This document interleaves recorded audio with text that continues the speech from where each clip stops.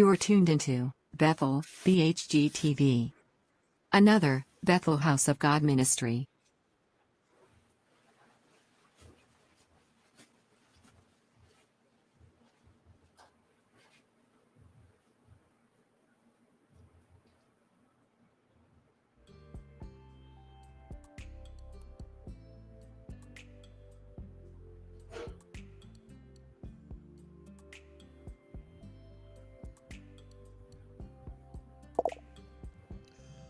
All right, brothers and sisters, I hope everybody is doing well. You know, I think I want to change my, I'll leave it on. I wanted to change the earplugs, but I think I'll be okay. Hope everybody's doing well. I want to say happy Sabbath to all of you, and thank you for being here with us. It is another wonderful Sabbath day. That's what this is. This is another wonderful Sabbath. I'm just getting a couple of things here. Our readers here tonight, so that's great. We're going to see who's in our chat room. Make sure we got everybody coming in tonight over there. It's that time, brothers and sisters. It's that Friday night. It's that lesson. It is that time. We're going to see who's tuned in. Brother Julius and those guys did a very good lesson tonight, checking those brothers out. So they did very good over there. Let's see who's in our chat room tonight. But before we do that, we're going to bring in our guest, Brother JD. Brother JD, how you doing, my brother? Where are you? Where's Brother JD at? I thought I had this set up. There he is, right there. Brother JD, how you doing, man? I'm good. Can you hear me? Can you hear us? No. Oh, man, we got to fix this. How you been? I'm good. It's another Sabbath, man. It's another Sabbath. It's another time to be around and here and there and all that stuff. How's the weather? You can hear me? Yeah, I can hear you good. Oh. Can you hear me okay? Yeah, the weather's starting to be good. We're going to catch up to you soon. Oh, man. So we're probably about 60 degrees ahead of you right now. Why do you always say that? Because it's probably 20 degrees where you are. No. It's like in the 40s. 30s today? Yeah, it's 40s. 40s. Okay, that's good. That's good. Oh, that's real good. That's real good. We want to say all of you all tonight, we're powered by Bethel bhgtv. Thank you for being here tonight. Want to say hello to everybody in our chat room. We got our moderators are over there. Everybody's here. Everybody's ready to go. And we're going to see who's in our chat room right after we say prayer and or read a scripture. You know what? We're gonna start off with a scripture reading tonight before we, as a form of introduction tonight.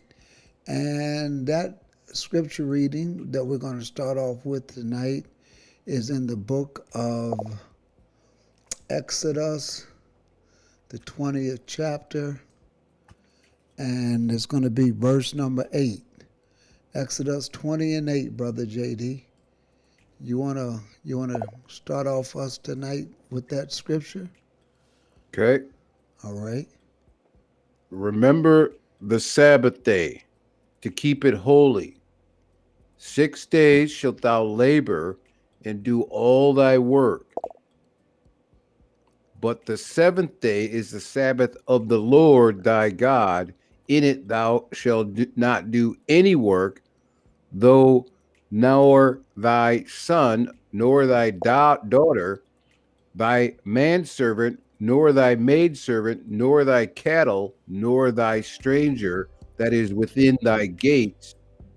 For in 6 days the Lord made heaven and earth, the sea, and all that in them is, and rested the 7th day.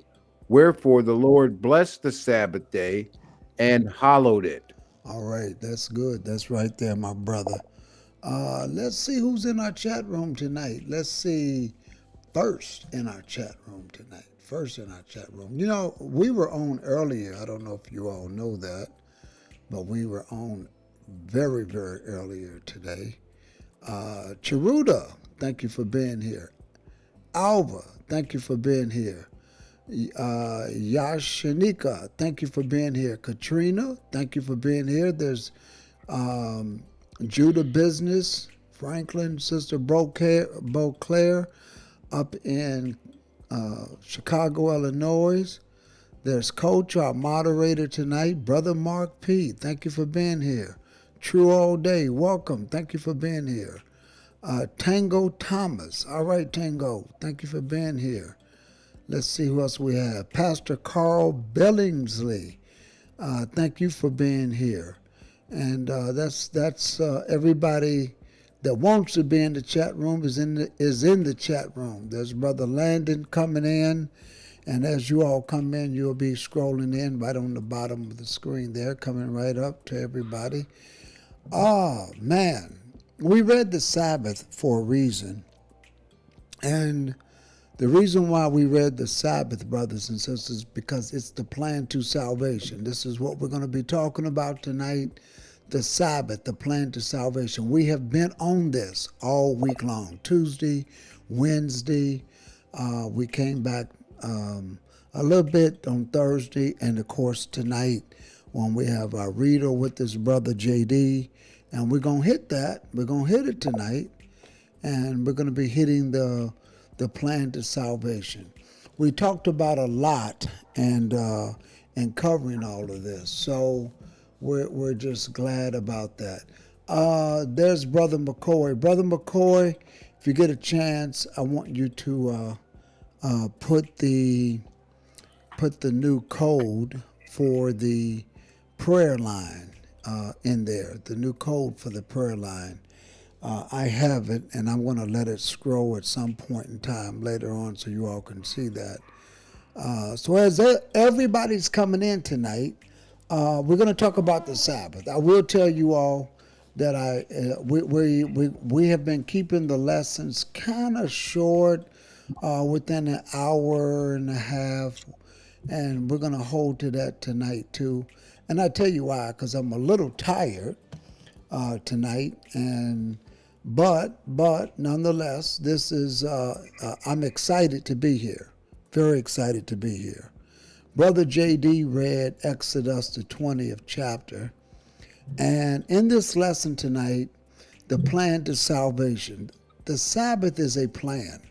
It's a part of the plan, and we can find that over in the book of Leviticus, the 23rd chapter. And the reason why it is a part of the plan, brothers and sisters, because nothing that we're doing, we're not just keeping dates for nothing. This means something. All of these things that we're doing mean something. Now, next week, we're going to cover another part, unless we have to bring out some more clarity. But Leviticus, the 23rd chapter, is a roadmap. And if you can understand the roadmap, you will get the plan. It is a roadmap. You know, when you want to go someplace, you will look up maps, you put in the address, and it will get you there. Well, if you wanted to know how to get into the kingdom, right here, this is how you get there. This is the roadmap right to the kingdom. Brother JD, can you pick that up in verse number 1?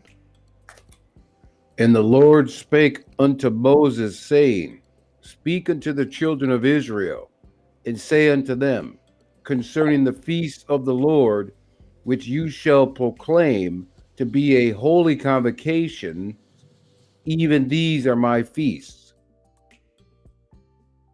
All right, even these are my feasts. Go ahead and read verse number 3, because what he's telling us is these are the feasts of the Lord. We know that they're not the Jews. We always let you all know that. But this is the first route. This is the first plan. This is the first, as you can say, waypoint to salvation. Brother JD is going to read that in verse number 3. 6 days shall work be done, but the seventh day is the Sabbath of rest. In holy convocation ye shall do no work therein. It is the Sabbath of the Lord in all your dwellings. All right. Very, very important point, brothers and sisters. Very important point. We brought out during the week. We kind of brought out some things to you because people will try to come back and say things like, well, the Sabbath was just started. It was never given to anybody in the beginning. If you go back this week and look at the lesson on Wednesday night, when did they start to keep the Sabbath? We go into that. On Tuesday night, we covered the lunar Sabbath and the fallacy behind that. And that's important. We covered a little bit last night as well. Jawan says, I was just talking about the Sabbath with my wife. And I think that's important to do, because the Sabbath is the first waypoint in the book of Leviticus, the 23rd chapter, verse 3.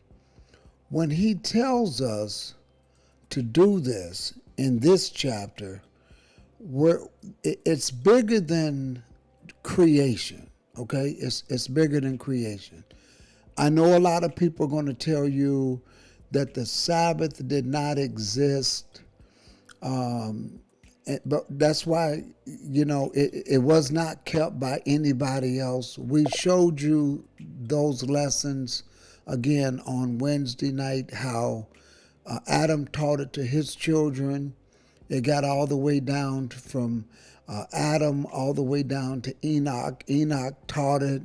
It got it all the way down to Noah, from Noah to Shem to Abraham to Moses. We know all of that. Even the children of Israel kept the Sabbath even before they even was given the 10 Commandments in Exodus, the 20th chapter.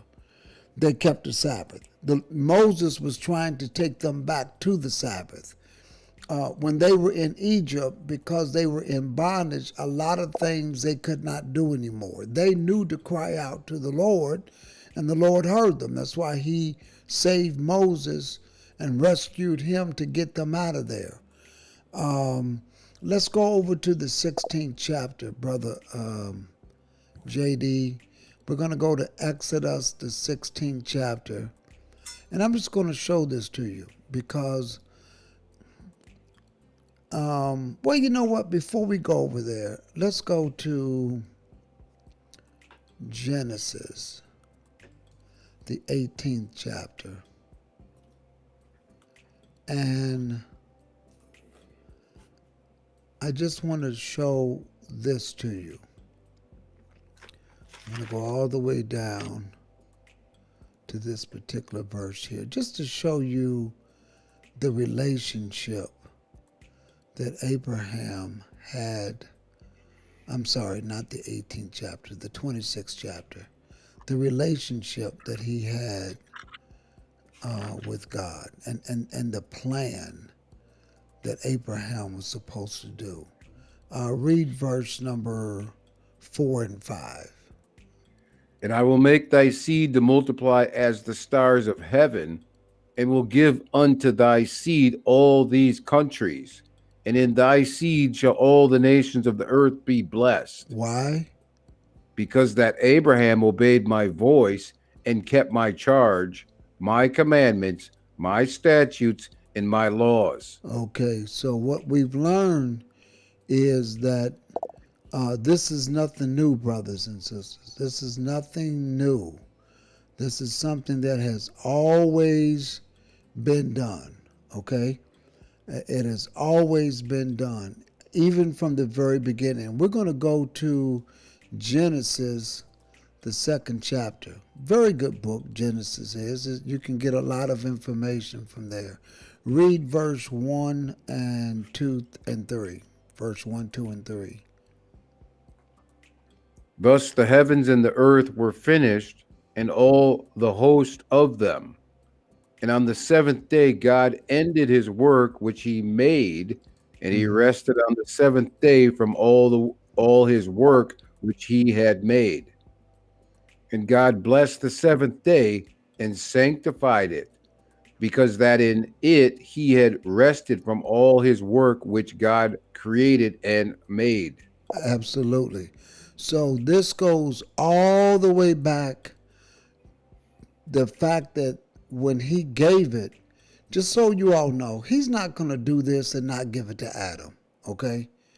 He's not going to do this and not give it to Adam. Of course he gave it to Adam. In fact, Mark, the second chapter, let's just read that real quick. I'm just doing a little bit of recapping. Let's go to Mark, the second chapter, and verse 27. Mark, the second chapter, verse 27. This is after he had came from the field, brothers and sisters, and he was, they was always accusing Jesus of breaking the Sabbath. But this is something that he said. Go ahead and read verse 27.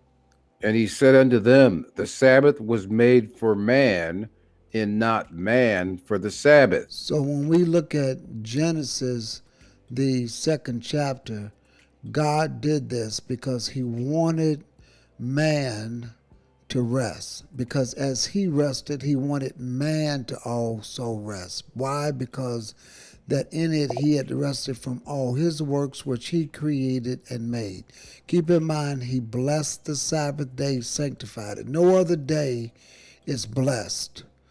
No other day is sanctified. Okay? Just so you all can kind of get that in the proper perspective of what is to be done. Another particular scripture. Let's go to just to let you know that a lot of the people in the scriptures, because this is a command. He told the man right here, because remember the Sabbath was made for man, and he rested on the seventh day from all his works which he had made. Okay, so this is what he instructed. This is what he wanted everybody to do.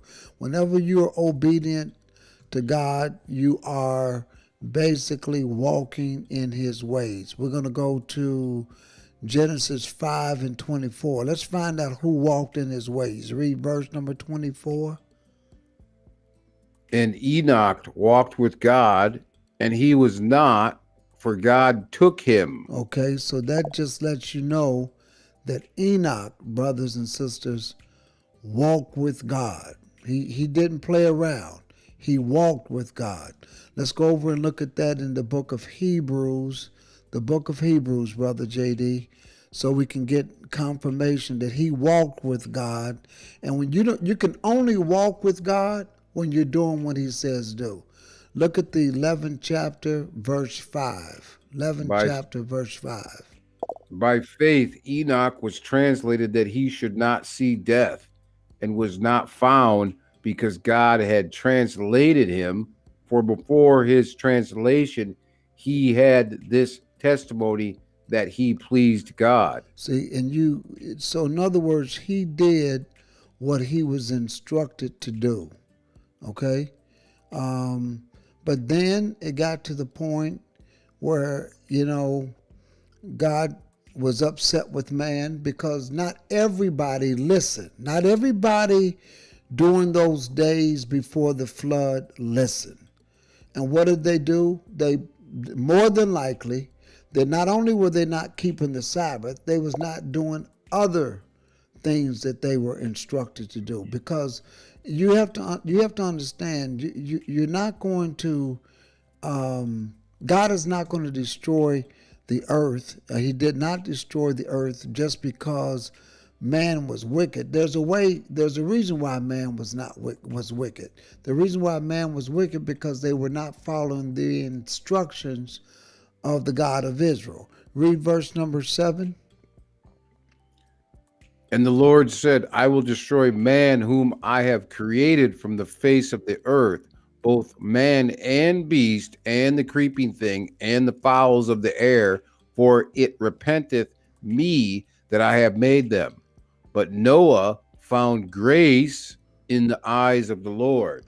Okay, so Noah found grace. So therefore, Noah was one of those individuals who found grace. And I thought grace came when Christ came. see, these are the things. And Brother JD's making a good point, because this modern mainstream theology just tells you grace just came on the picture. But Brother JD is showing you Noah found grace in the eyes of God. And there's a reason why he found grace. Read verse number 9, Brother JD. These are the generations of Noah. Noah was a just man and perfect in his generations, and Noah walked with God. And Noah begot 3 sons, Shem, Ham, and Japheth. Okay. The earth, No, the that's earth. good. Okay. Let's go to 2 Peter. 2 Peter 2 and 5. And here's, I just want you to see, even the apostles knew this. 2 Peter, the 2nd chapter, verse 5. This is just giving you confirmation. Just look at verse number 5. And spared not the verse 5. Yeah. 2nd chapter, yeah, 2 and 5. There you go. And spared not the old world, but saved Noah, the 8th person, a preacher of righteousness, bringing in the flood upon the world of the ungodly. Okay, so the world was ungodly. So being that the world was ungodly, why are they ungodly? Because they're not doing what God said do. The creator of the earth, the God of Abraham, Isaac, and Jacob. Why was the world ungodly? Because they were doing things that was against the God of Israel. And that's what they did. And Noah had 3 sons, and we read who those 3 sons were. We read who they were, and they were Ham, Shem, and Japheth. And we know that when they got to this side of the flood, Brother JD, we already know that some of them guys didn't do right. We know Ham didn't do right. We know Japheth didn't do right. Shem is where Abraham came from. And that's why we read, I'm just showing you real quickly, brothers and sisters, that this Sabbath was just observed by the men who were righteous. We're going to look at Genesis, the 26th chapter, and I just want to read verse 4 and 5 one more time, Brother JD. I'll read just verse 5, because we said that he was going to bless all, through Abraham's seed, he's going to bless all the nations of the earth. They were going to be blessed. And why is that? And I will make thy seed to multiply as the stars of heaven, and will give unto thy seed all these countries, and in thy seed shall all the nations of the earth be blessed. Because that Abraham obeyed my voice and kept my charge, my commandments, my statutes, and my laws. Absolutely. Absolutely. And we know that not everybody did it, brothers and sisters. I want to bring out this, Brother JD. I want to go over to Exodus, the 16th chapter. And I want to show you that even before the commandments was given, in Exodus, the 16th chapter, before the commandments was even given, the children of Israel was told, and they knew. He's trying to take them back to the Sabbath. You can read verse number 23. Verse 23. And he said unto them, this is that which the Lord has said. Tomorrow is the rest of the holy Sabbath unto the Lord. Bake that which you will bake today, and seethe that you will seethe, and that which remaineth over lay up for you to keep up until the morning. Mm-hmm. And they laid it up till the morning, as Moses bade, and it did not stink. Oh, Neither was there any worm therein. okay. Keep going. Moses said, "Eat that today, for today is a Sabbath unto the Lord. Today you shall not find it in the field. Why is that? 6 days you shall gather it, but on the seventh day, which is the Sabbath, in it there shall be none." Okay, I just wanted to bring out the fact that the Sabbath was kept because even before we get into Leviticus, the 23rd chapter, the roadmap to salvation has already been established. And there's a reason why man is working because we're working to labor to enter into that rest. Everybody's not going to be in the first resurrection. But what I wanted to bring out is this, and I want to bring out this PowerPoint, Brother JD, right here. So we just read the manna was given to them every day. And on the sixth day, if y'all can see that, on the sixth day, manna was given the double. Manna was given the double.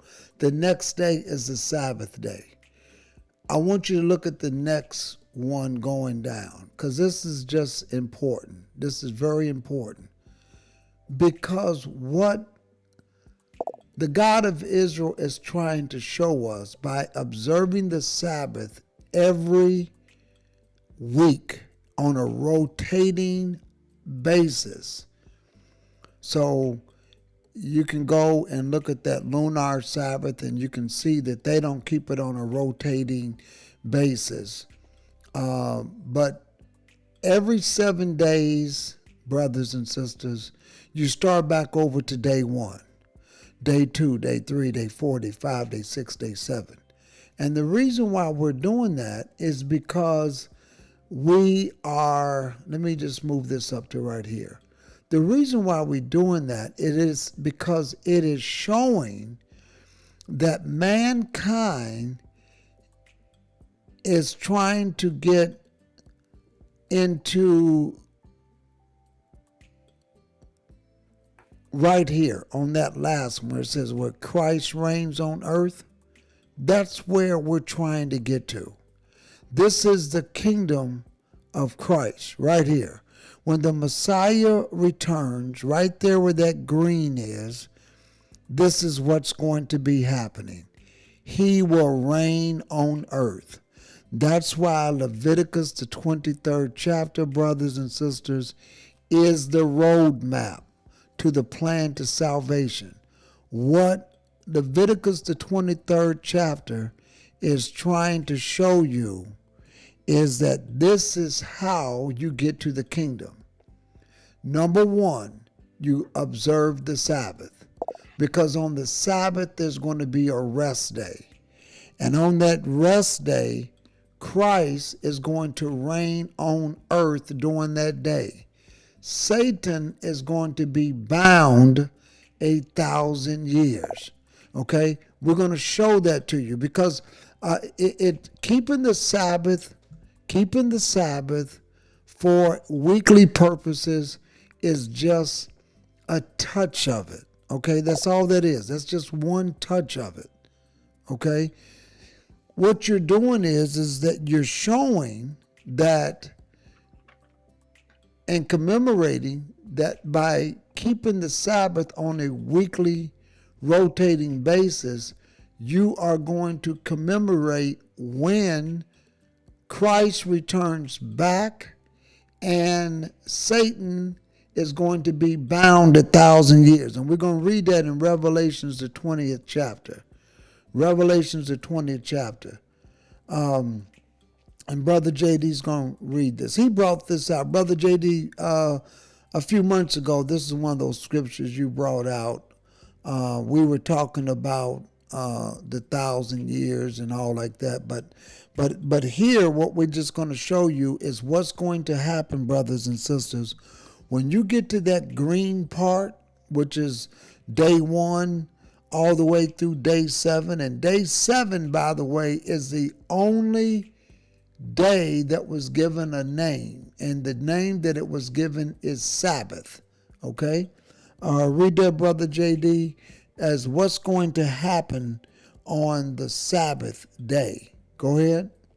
And I saw an angel come down from heaven, having the key of the bottomless pit and a great chain in his hand.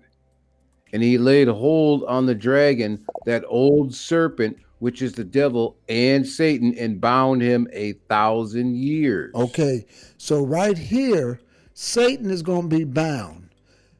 Every day that you see there, brothers and sisters, that look at that as 1,000 years. Peter was repeating the book, I believe in Psalms, where he says, a day unto the Lord is like 1,000 years. 1,000 years is like a day.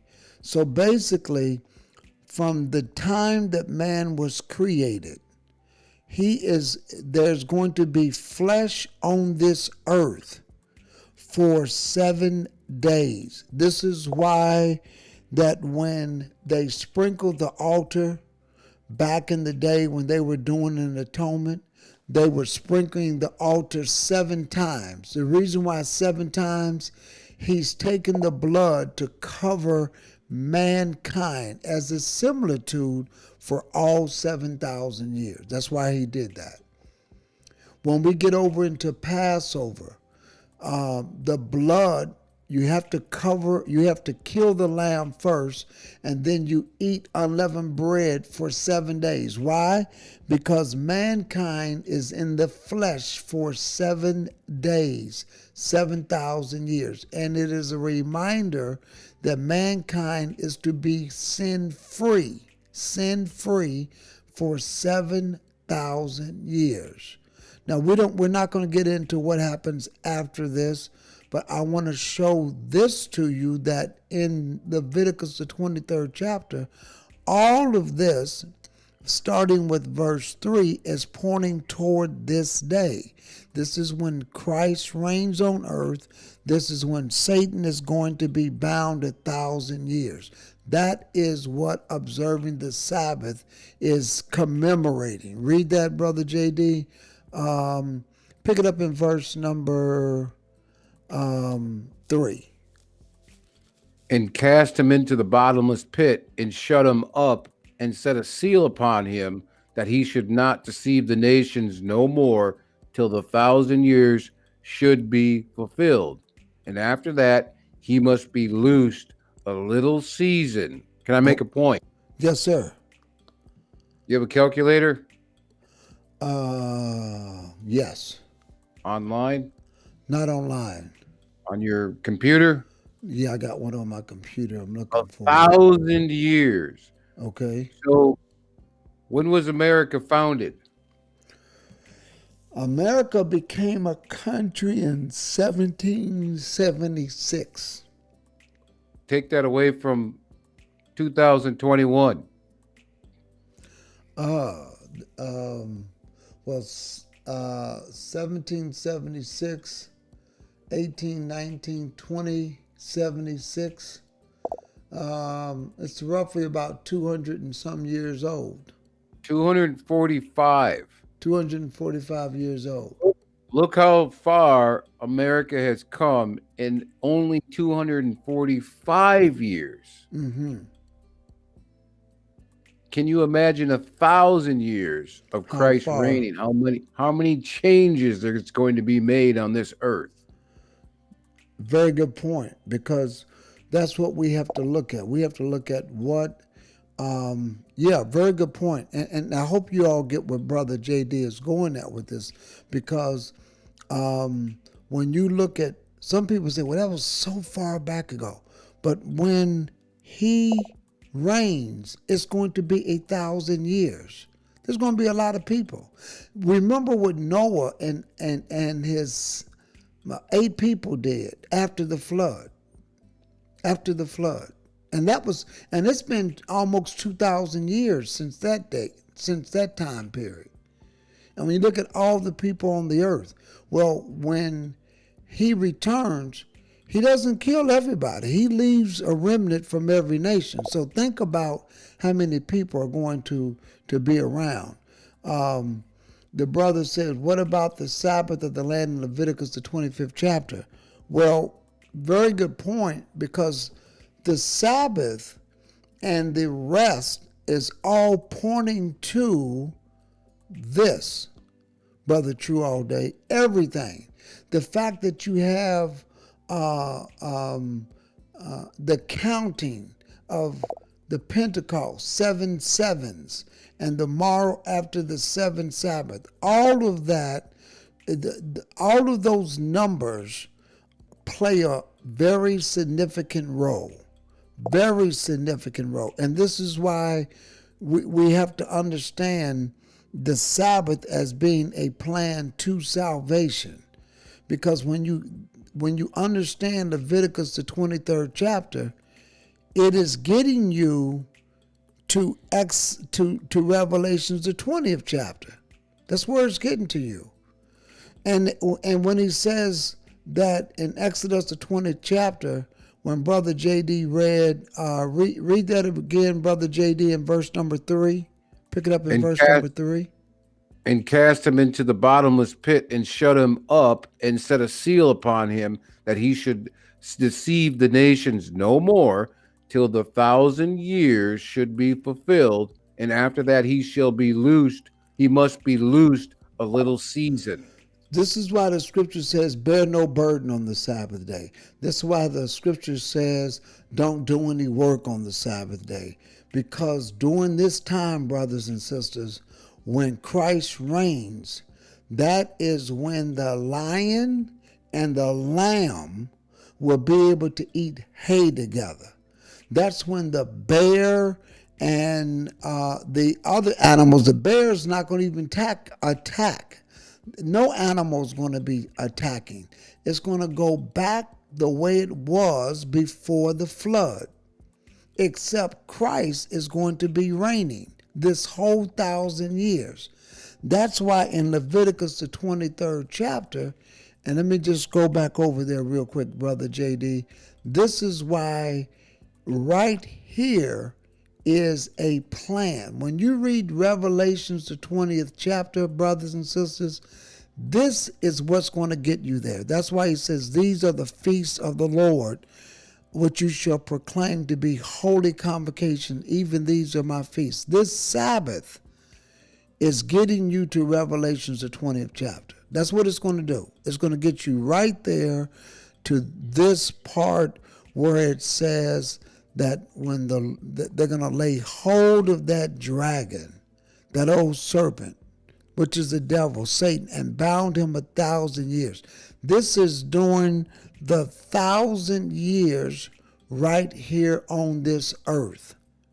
And that's why observing the Sabbath is commemorating that point in time when Jesus reigns on earth and Satan is going to be bound. Brother JD, pick it up in verse number 4. Verse number 4. Revelation. I saw Brother Julius in the chat room. Shout out, Brother Julius. Very good lesson tonight, my brother. Yeah, verse number 4.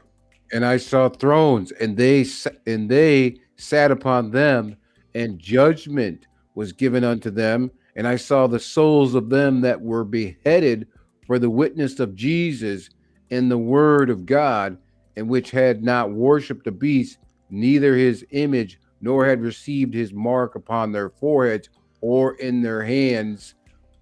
And they lived and reigned with Christ 1,000 years. Okay, this is important.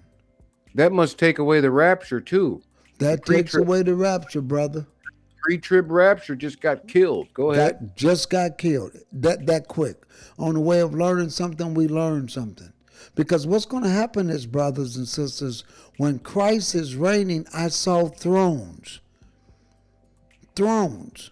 Why is there thrones? Because he's going to be reigning here on earth. So when you see thrones and they that sat upon them, and judgment was given unto them, instructions, just what it means by judgment. the books. They're gonna be ruling. And I saw the souls of them that were beheaded for the witness of Jesus and for the word of God. So when you go back and read early in Revelation about those that are going to be in the first resurrection, these are those people that we're reading about right now, which had not worshipped the beast, nor his image, nor had received his mark upon their foreheads or in their hands. And what are they going to be doing? Well, they're going to live and reign with Christ 1,000 years. That's a long time. Can I get another witness? Go ahead, Brother JD. Can I get another witness? What's that? Can I get another witness about sitting on thrones? Well, he told his disciples that that they will be sitting on the seats of the 12 tribes of Israel. Read it. There was 12 disciples, and all of them were going to be having a position. Prove it. Well, I don't have that scripture right now. Matthew, let's go. Matthew 19. Matthew 19. Let's get it. Let's read it. It wasn't a part of my lesson, but you know that's why I got you here. Matthew 19 what? Matthew 19, 28. And 28. Okay, let's go there. 3 witnesses. And Jesus said unto them, Verily I say unto you, that ye which have followed me in the regeneration. Listen to this. In the regeneration. That's right here, brothers and sisters. You see where I have that Christ, Jesus, you see, reigns on earth? I'm not messing with your lesson, brother. I'm flowing with you. Oh, no, you flowing. You good. I want them to see this when he says that. It goes back to right here on this Sabbath day. So let me finish reading that for you, Brother JD. In the regeneration, when the Son of Man shall sit in the throne of his glory. Again, when is that going to be, brothers and sisters? During the 7,000-year reign. We're not there yet. Right now, we're in the 6,000th year. Quickly ending the 6,000 year. Okay? You can just watch the times and everything that's going on around us. The Son of Man shall sit in the throne of his glory. Ye also shall sit upon the 12 thrones. What are they going to be doing, Brother JD? Judging the 12 tribes of Israel. So when we go back to Revelation, look at what this says, Brother JD. And I saw thrones, and they that sat upon them, and judgment was given unto them.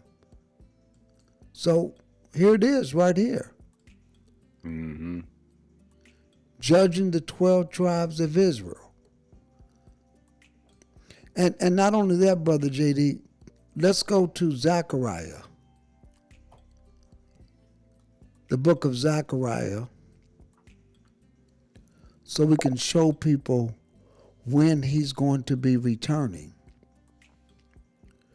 You want to pick it up in verse number 1? Behold, the day of the Lord cometh, and thy spoils shall be divided in the midst of thee. For I will gather all nations against Jerusalem to battle. Now, skip down to verse number 4, because we're not going to get into the battle, but I want to show you that he's going to be returning. Skip down to verse 4. Yeah. And his feet shall stand in that day upon the Mount of Olives, which is before Jerusalem on the east, and the Mount of Olives shall cleave in the midst thereof toward the east and towards the west. And there shall be a very great valley, and half the mountain shall remove towards the north, and half of it towards the south. And Okay. ye shall flee. You can leave it there. I just wanted to show that he's going to be returning right back on Mount of Olives, and to show you that the time period when it's going to be. Read verse number 6. And it shall come to pass in that day that the light shall not be clear nor dark. Now, when it says in that day, that's the day right here, when Christ starts to reign on earth. Go ahead, Brother JD. But it shall be one day which shall be known to the Lord, not day nor night, but it shall come to pass that at evening time it shall be light. And it Oh, shall be in that day mm-hmm. that living waters shall go out from Jerusalem, half of them toward the former sea, and half of them toward the hinder sea. In summer and in winter shall it be. Because what we wanted to show you, keep saying, in that day, in that day. When you look over at Luke, I'm sorry, brothers and sisters, the book of Acts, and Acts, the first chapter, when he told them when he's going to return, that how he was going to come right back on the same spot, that he went up to, that he ascended. Um, Let me go back over here, brother Julius. If you Brother JD. you Where's call it me at? brother Julius, hey, if you call me brother Julius one more time, I'm Don't gonna do it, man. call him Don't do it. Don't and do I'm it. gonna have him read. Don't do it. You know what? He's got more enthusiasm than I do, so he'll be JD. Uh, there you go, right here. Read verse number 10. And while they No, looked, you can start with verse number 9. Listen to this, verse number 9. and when he had spoken these things, while they beheld, he was taken up, and a cloud received him out of their sight. And while they looked steadfastly toward heaven as he went up, behold, two men stood by them in white apparel, Okay, keep going. which also said, Ye men of Galilee, why stand ye gazing up into heaven? This same Jesus which is taken up from you into heaven shall so come in like manner as you have seen him go into heaven. Where's that going to be at, brother JD? Then returned they unto Jerusalem from the mount called Olivet, which is from Jerusalem a Sabbath day's journey. And that's why when we read Zechariah the 14th chapter, here it is right here. Okay? When his feet is going to, in that day when he's descending, because in Acts he was ascending, when he descends, he's going to come right back here on the Mount of Olives or Olivet. Same thing. Okay? Same thing. He's going to be coming right back. We're going to go back over to Revelation, brother JD, the 20th chapter. Revelation, the 20th chapter, because I still want to bring out this what's going to take place. So you read about them being cast into We're on verse 5. verse 5. Read verse 4 again. I like that verse. And I saw thrones, and they sat upon them, and judgment was given unto them. And I saw the souls of them that were beheaded for the witness of Jesus and for the word of God, and which had not worshipped the beast, neither his image, neither had received his mark upon their foreheads or in their hands, and they lived and reigned with Christ 1,000 years. There it is, right there, brothers and sisters. Okay, go ahead and read, brother JD, verse number 5. But the rest of the dead lived not again until the 1,000 years were finished. This is the first resurrection. Now, what you need to know, brothers and sisters, that when you read Zechariah, when he returns, he doesn't kill everybody. He leaves some people that are, he's not going to kill when he returns because they already living. And those people are going to live under the reign of Christ. And there's going to be one Lord, one law. That's it. When you read Zechariah the 14th chapter, we're not going to get into that tonight, but when you read that, you'll see that there's going to be one Lord, one law. All of this thing like you got going on today, that I'm a Democrat and you're a Republican, I'm an independent, I'm a socialist, what else do they have, brother JD? Socialism. I'm a moron. I'm an idiot. I don't believe in Jesus. All those people. Yeah, all those people. You listen, if you don't come up from one feast to the next and you don't do this, it's the law of the land. You will be dealt with. However, our job is to be in that first resurrection. That's where Brother JD and I are going to be at. We're going to be in that first resurrection. And during that 1,000 years, we will be spirit. And our goal is to have all of you all to be spirit too. Because when Brother JD had us go over to Matthew, what was it? Matthew the 19th chapter, Brother JD? Yeah. Let's go back over there real quick. Matthew the 19th chapter.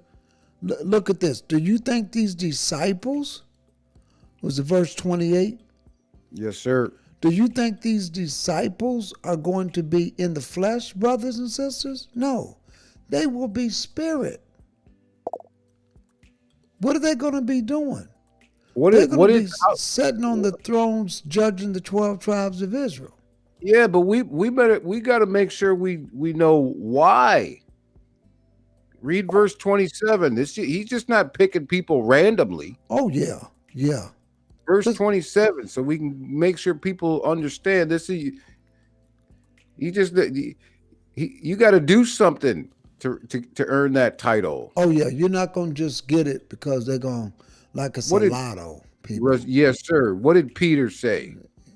Then answered Peter and said unto him, Behold, we have forsaken all. Wow. And doesn't he? thee. Does that mean love not the world? That's what it means. That's what it means. If anybody brother. loved the world, if anybody loved the Absolutely. what? If anybody loved the what? If they love the world, you got whoever shall love his life shall lose it. Right. First John. Don't turn there. Don't turn there. I want to make a point here. Make what your point, Peter's brother. talking about. Where it says, and have forsaken all? No. And have followed thee? Yes. What's Peter talking about? I'm just going to read it. 1 John 2:15. Love not the world, neither the things that are in the world. If any man love the world, the love of the Father is not in him. That's what Peter's not. He's forsaking all this garbage. Wow. When you follow somebody, Brother JD, are you walking with them? Yeah. Isn't that what Enoch did in Genesis 5:24? Let's just go back there, because some people say, the commandments and the Sabbath didn't exist back in those days. What does that say? And Enoch walked with God, and he was not, for God took him. Oh, so you see there, brothers and sisters. True All Day says question, and I don't see all the questions, but I just happened to look over there. What is Isaiah 66:22-24 referring to?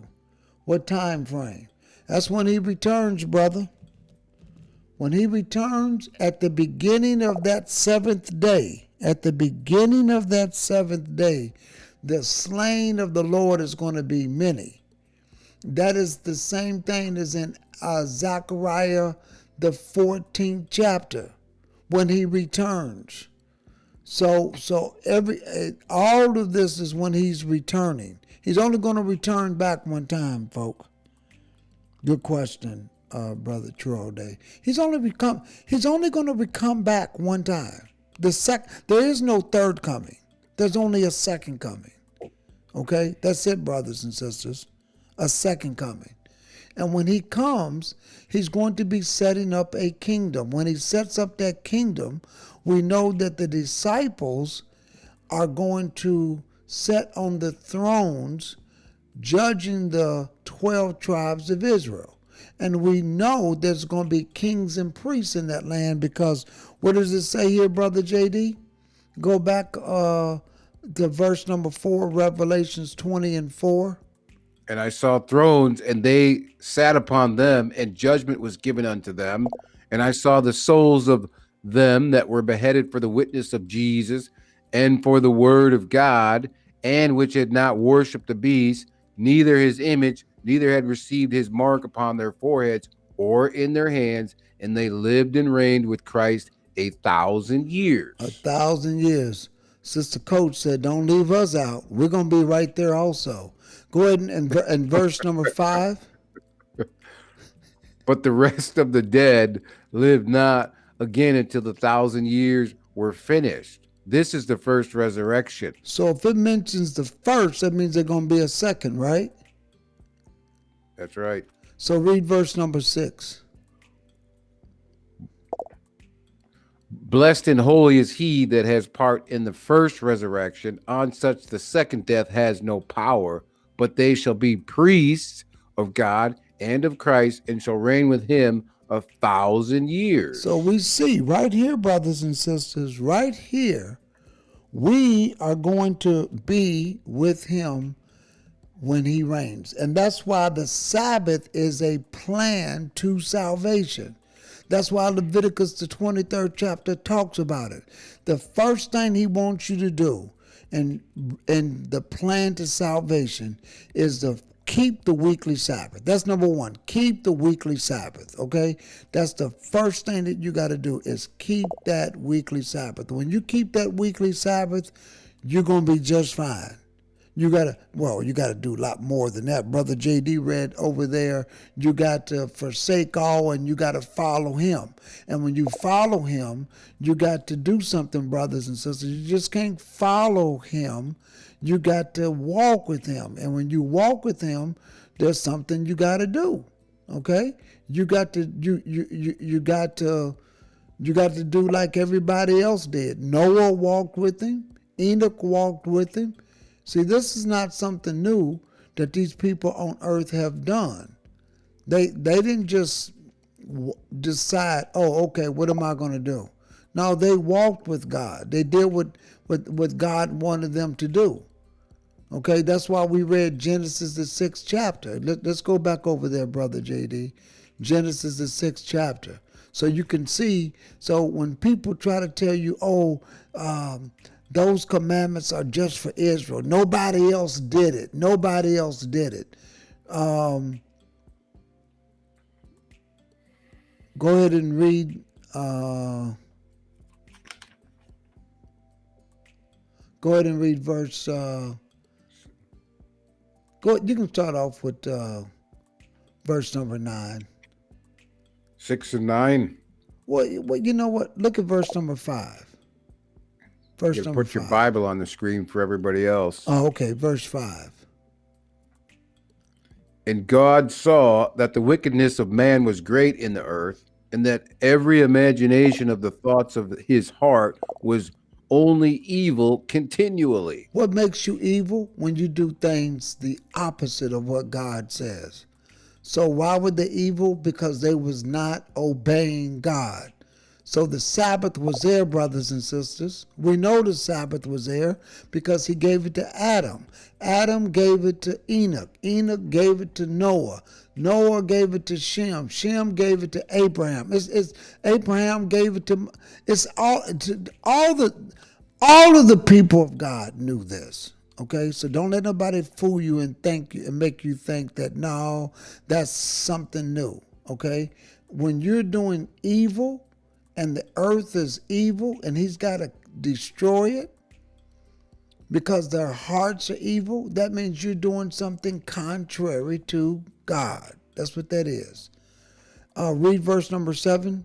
Well, read verse number 6. Look, you would not believe that people would make the God of Israel say this, but read verse number 6. And it repented the Lord that he had made man on the earth, and it grieved him at his heart. And the Lord said, I will destroy man whom I have created from the face of the earth, both man and beast, and the creeping thing, and the fowls of the air, for it repenteth me that I have made them. I want y'all to get this, because when he comes back in Isaiah 66, he's not coming back with a kumbaya peace pipe. He's coming back with the fierce anger for those that just not doing right. Read verse number 8.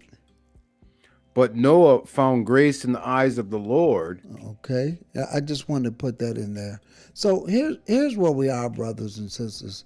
Leviticus, the 23rd chapter, is the plan.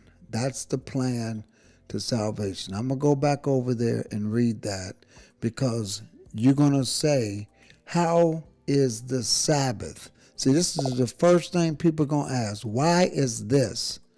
Why is this a part of that plan to salvation? What does that have to do with it?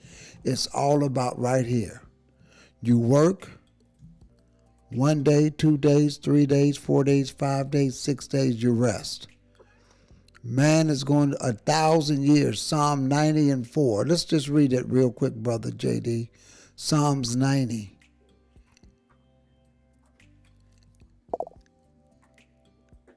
I just want to just give us a little idea of how things are. Psalms 90 and verse number 4. Go ahead.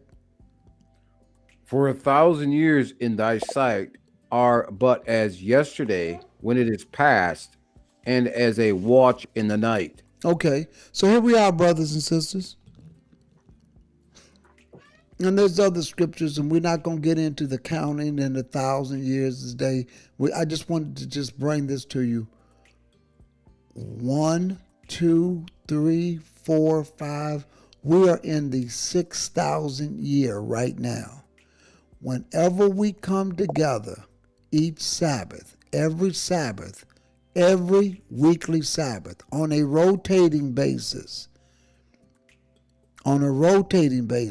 every time we come together, we are commemorating the return of Christ, who will be the King of Kings on this earth.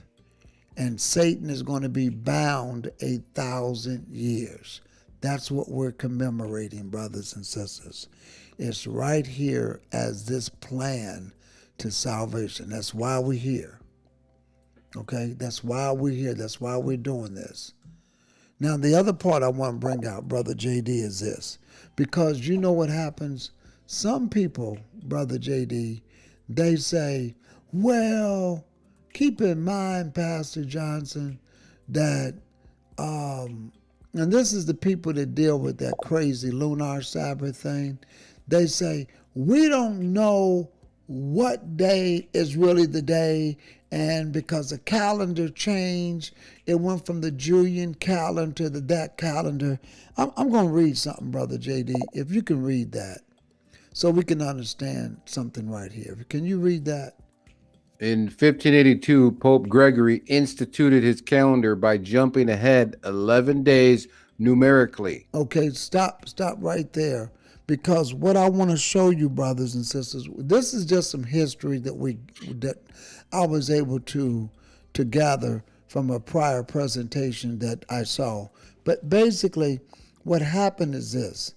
A lot of people think that, well, nobody kept up. Nobody kept track. They've always kept track, okay? The earth has always been on a 7-day rotating cycle. We know back in the day that Rome tried to do an 8-day. I can do a lesson on that some other time, but it did not affect day 1, day 2, day 3, day 4, day 5, day 6, day 7. It did not affect it. When Daniel talked about there's going to be, Daniel told us they're going to come to think to change times and seasons over in the 7th chapter. They did. And we know that we went from the Caesar to the Julian calendar to the Gregorian calendar. We know all of that. But they added, people say, and they added days to it and they did this, but it never affected the 7-day rotating cycle. Okay? This is why when we talk about the moon, the lunar month moon, the lunar month can start on the 5th day of the week. It can. And let me just show that to you real quick. The lunar month. How it could start on the 5th day of the week. Let's see, where am I at here? Right here. The lunar month. Right here. You all see that right there? Where it's got new moon? That new moon can start on the third day of the week, the fourth day of the week. That's what it could do. Because the number of days in a week is always 7 and it rotates. And the problem is, if the first day of that month, and I just put a calendar here, what those people do, they count, they say that's moon day, and then they go 1, 2, 3, 4, 5, 6, 7 right here. And that's why they say the Sabbath is always the 8th, 15th, 22nd, 29th. I'm not going to hammer that again. But the point that I want to make is even when they changed the calendar, it did not affect the order of the 7-day week cycle. Now, this came from the encyclopedia. Go ahead and read that, Brother JD. The order of Sunday, Monday, No, I'm sorry. If Tuesday. you can start from the beginning, I won't interrupt it because I took away the flow from it. In 1582, Pope Gregory instituted his calendar by jumping ahead 11 days numerically. Okay, so all we know is he jumped ahead by 11 days. There was something with the calendar, and they didn't like it. They wanted to add more time to it. We know that, brothers and sisters. Don't let anybody come and try to throw you off from the weekly Sabbath. Don't let none of those things. Just stay on track. That's why Brother James Anderson did that lesson last night. Beware of distractions, okay? We're not going to get into that. We're not going to get into none of those distractions. We're not going to say, those names are pagan days. We know that. We know that, brothers and sisters, okay? But stay on that 7-day weekly cycle. Go ahead, Brother JD. The 7-day weekly cycle was not affected because he wanted to jump the calendar ahead by 11 days numerically. Keep going. The order of Sunday, Monday, Tuesday, Wednesday, Thursday, Friday, and Saturday was not affected. Okay, before he goes any further, we know those are pagan holidays. Okay, we know that. Though we know those are pagan names. That's what I want to say, not pagan holidays. Those are pagan names that was placed in lieu of saying day 1, they said Sunday. Instead of saying day 2, they overlapped them with these names. We know that. So Saturday is still, although it has a name that has something to do with something else, it's still the 7th day of the week. So when they came and Pope Gregory wanted to institute his calendar, he wanted to add 11 days to it numerically. But as we got it written here in green, the 7-day weekly cycle was not affected. Pick it up in the red again, Brother JD. The order of, you want me to go through the days again? Yeah. The order of Sunday, Monday, Tuesday, Wednesday, Thursday, Friday, and Saturday was not affected. Keep going. He only changed the numbers of the days. It was Thursday, October 4th, and the next day would have been Friday, October the 5th. So what happened? But instead it became Friday, October 15th. Okay, that's it. You can hold it right there. So what we're reading, and when historians would tell you, on October the 4th, he said, we're going to make this change on October the 4th, and we need to add in 11 days. Now, some people say, well, why did he do it on the 4th? Because if you do it on the 4th, when you add a 1 in front of 5, instead of it being the 5th, that would make it 11 days. And so instead of saying October the 5th, it would be October the 15th. It was just that simple to do, because the way he wanted to do the calendar, it was 11 days. He needed 11 more days in the year. That's what he wanted to do.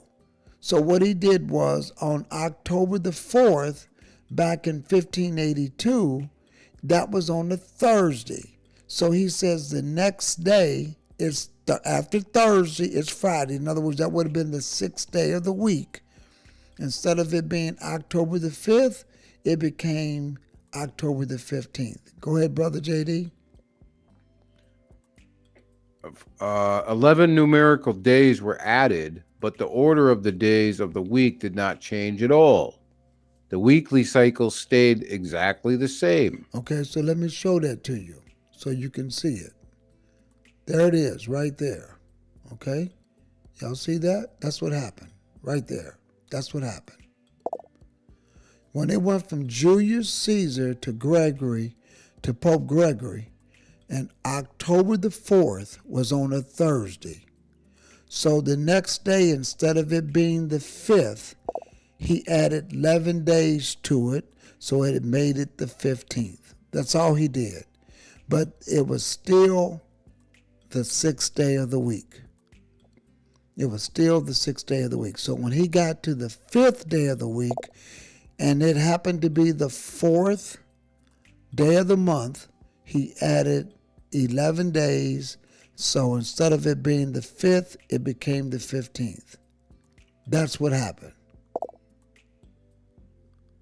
That's what happened. Okay? Just so look right here. And look at where those names came from. Sunday, Monday, Tuesday. We know. We don't let nobody sidetrack you. Okay? Look on the right side of the screen. Sunday is day 1. Monday is day 2. Tuesday is day 3. So forth, all the way till Saturday being day 7. We know that. So don't let nobody throw you off on that. We know somebody's going to say, well, those are pagan names, and why would you use those names? You see, the man's calendar is off. They're trying to distract you from keeping the rotating 7-day Sabbath that occurs every week. Sunday came from the sun, Monday came from the moon, Tuesday came from Tu, which was the god of war, Wednesday came from Woden, which is Mercury, Thursday came from Thor, which was the god of the hammer, which is Jupiter, Friday came from Frigg, which was the goddess of Rome. I think she was married to Thor or something like that. And then you got Saturday, which came from Saturn. We know that the days of the week had no name. The only day that was given a name was the 7th day of the week, and it was called the Sabbath. That's what it was called. Okay? That's what it was called. So, there are certain things that the Lord gives us in this 23rd chapter, and I'm going to go back to it, Brother JD, that when you get to the plan of salvation, it's not only in the Sabbath. There's other things, brothers and sisters. There is that he tells you, 6 years, grow your land. On the 7th year, let it be rest. Don't grow anything on your crop. Give your land a sabbatical. Don't let nothing grow on it. Don't plant nothing. And when you do that, I want you to do that on a rotating basis. That's what he's saying. I want you to do that on a rotating basis. I want you to grow on the land for 6 years, and the 7th year let it rest. Grow on it for 6 years, let the 7th year let it rest. All of that is still pointing toward the same thing. All of that is pointing toward the same thing. Every last bit of it is pointing to right here, brothers and sisters. It's pointing toward the time when the Messiah will reign on earth as the King of Kings. Jesus was going to be the King of Kings. David is going to be there as a king. The disciple is going to be reigning. But he's going to be the Lord of Lords, the Kings of Kings. And so when what I want to bring out, Israel just doesn't do anything Everything that Israel does means something. Everything that they do. The fact that they're going to let the land have a rest, that's pointing you toward this. And the fact that you do it 7 times 7, 49, and the morrow after the 49th year is Jubilee, that's just like counting Pentecost. All of it is letting you know that's the year that the Lord is going to return. You got the day that he's going to return and the year that he's going to return. All of it is telling you the same story. That's why Jubilee is celebrated on the Day of Atonement. We'll get into that later on, but I just wanted to because there was a very good question, True All Day put it in there. Question, is a holy convocation we should keep? Yes, absolutely. Because a holy convocation means I want you to convene. And it's holy because the Lord did it. Because what are you going to be doing? You will be convening right here. This is why in Zechariah, he says, whoever don't come up. Can we read that, Brother JD? Let's go and look at that in Zechariah. Whoever There shall be no rain, brother. Zechariah the 14th chapter. He's letting you know. Read verse number 9, Brother JD. Verse number 9. Zechariah 14 and 9. And the Lord shall be king over all the earth in that day. In that day shall there be one Lord, and his name one. See, that's what it's going to be. One government, brothers and sisters. One. That's what it's going to be. And let's skip down to this part right here. I want to read this part right here, because he's not going to kill everybody. He's not going to kill everybody, but the slain of the Lord is going to be many. But look at verse number 16. Verse number 16.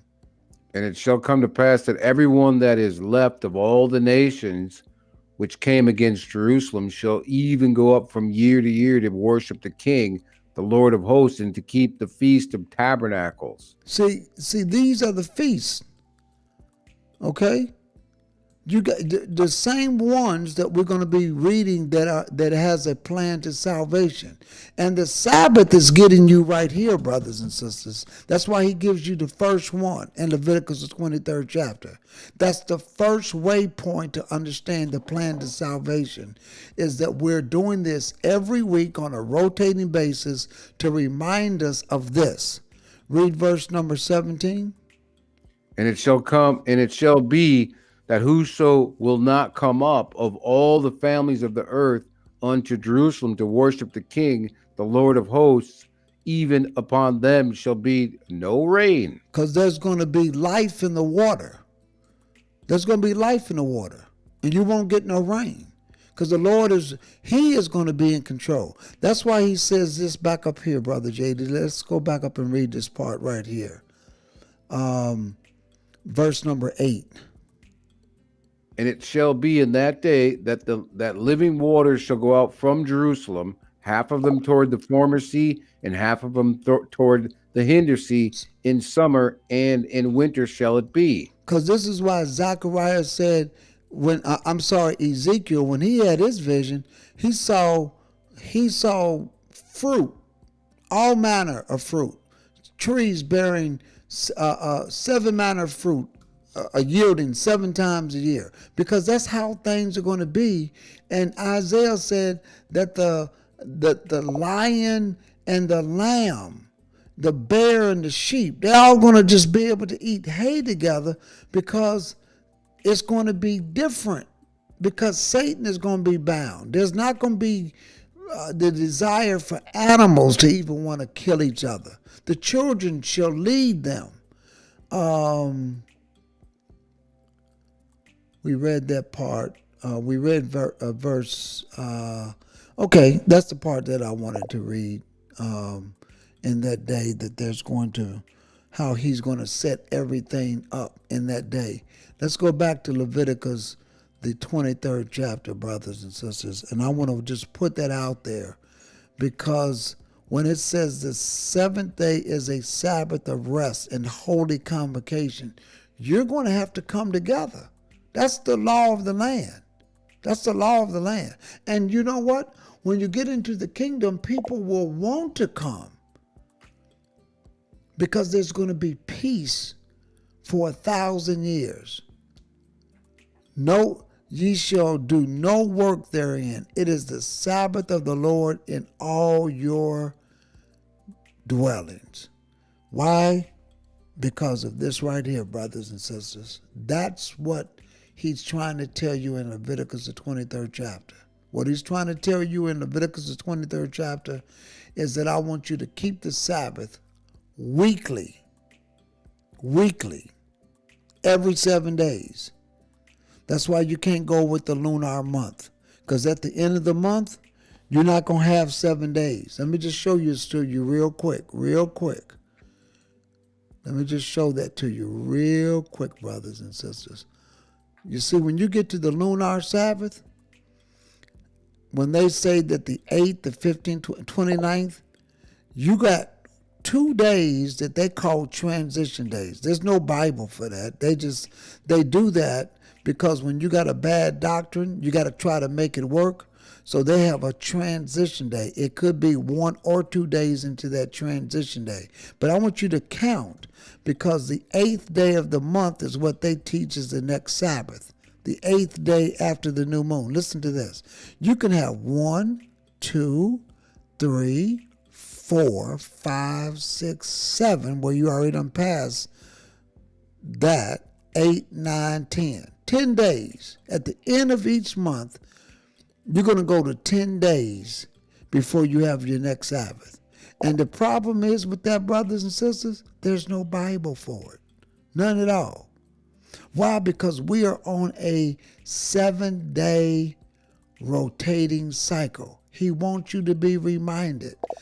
You're going to be in the flesh for 7,000 years.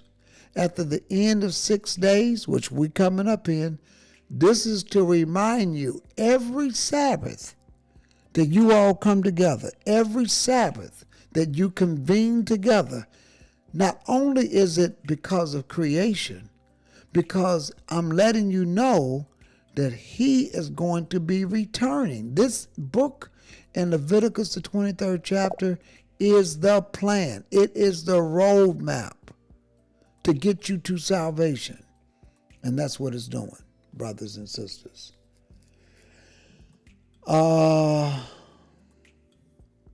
Judah business. This calendar is not right. I believe the Bible said that the new moon is a full moon. The moon is light by night, right? No, the full moon is not a new moon. Here's what a new moon looks like. Let me show you what a new moon looks like. Okay? Because this is one of those things that they try to bring up as a fallacy. So let me show you what a new moon looks like.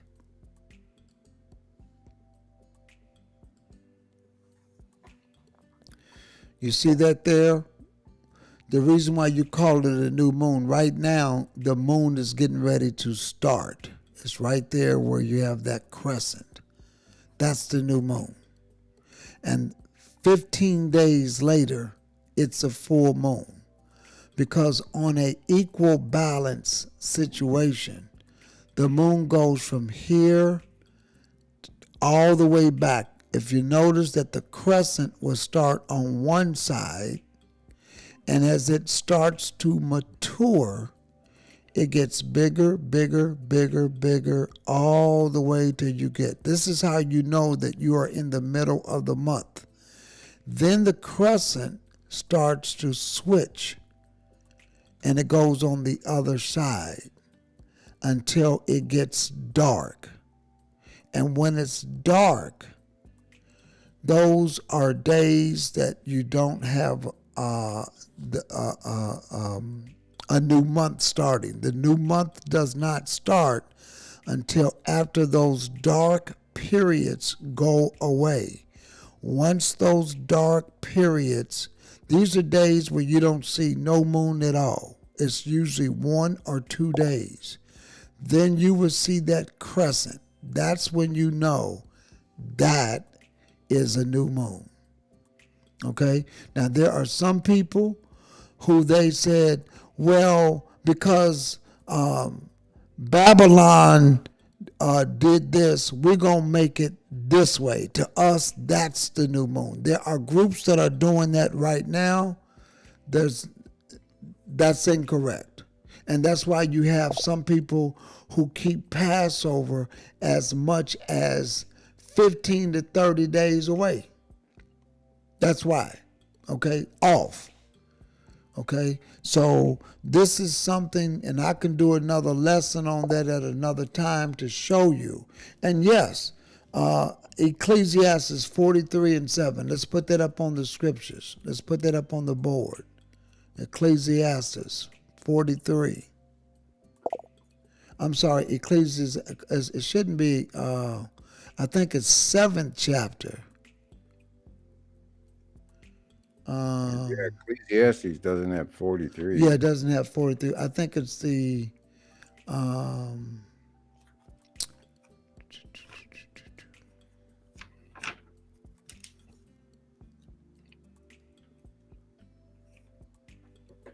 I just looked at that scripture the other day. I think it's the 7th chapter.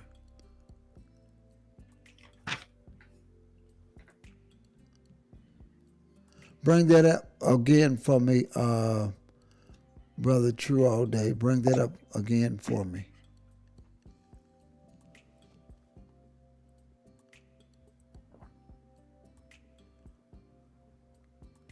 Please bring that up for me again.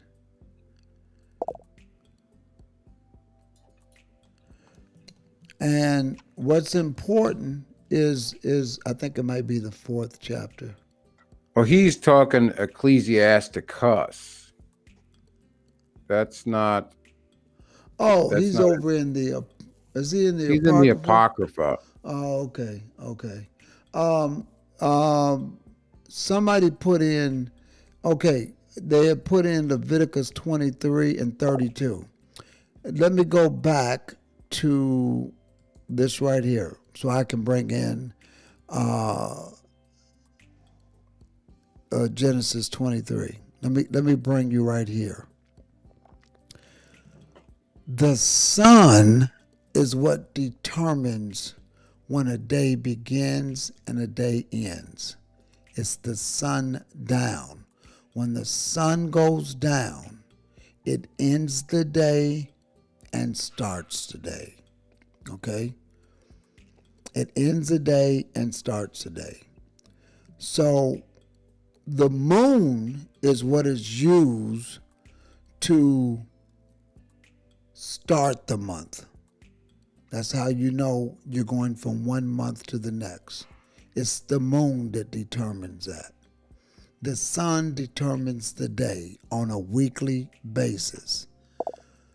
When you get to the new moon can initiate. It could be on the first day of the week. It could be on the 5th day of the week. We don't know, because you have those up to 1 or 2 dark days that you have nothing. So you have to wait for the crescent. So after those dark periods where the moon does not show up, when you see the crescent, that's the new moon. That's when the month starts. But you still continue to count and rotate every 7 days. When you read Leviticus, the 23rd chapter, and we're going to go down to verse 32, it's talking about the Day of Atonement being on the 10th day. Look at verse number 26. Read that, Brother JD. And the Lord spake unto Moses, saying, also on the 10th day of the 7th month there shall be a day of atonement. It shall be an holy convocation unto you. and ye shall afflict your souls, and offer an offering made by fire unto the Lord. So the question is, in verse 32, it tells you what time the 10th starts, and as well as all the Sabbaths. Read verse 32.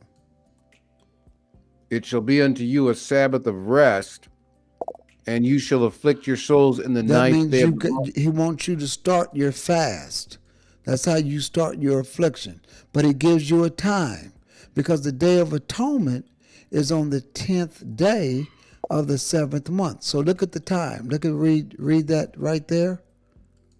It shall be unto you a Sabbath of rest, and you shall afflict your souls in the ninth day of the month at even, from So in the even unto 9th day of even. the month at even, that's when the sun is going down. Keep going. From even unto even shall ye celebrate your Sabbath. There you go. So the Sabbath, like tonight, the Sabbath started on the 6th day of the month at even. And we're going to celebrate the 7-day Sabbath from even to even do we celebrate our Sabbath. So we know when it starts. That's why when the sun goes down on the 6th day, we know what time it is. We know exactly what time it is. And this is why even some of the scriptures even tells you at the going down of the sun. Let me find one of those scriptures. At the going down of the sun. I think one of them is in Leviticus.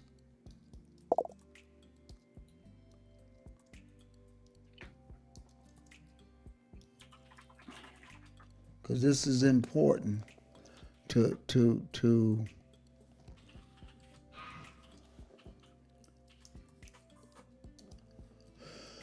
Psalms 113 and 3.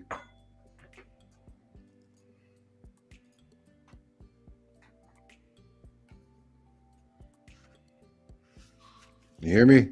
yes, Psalms, there it is, Psalms 113 and 3. Let's go read that right now. Because what he's telling you is he's giving you a point of reference.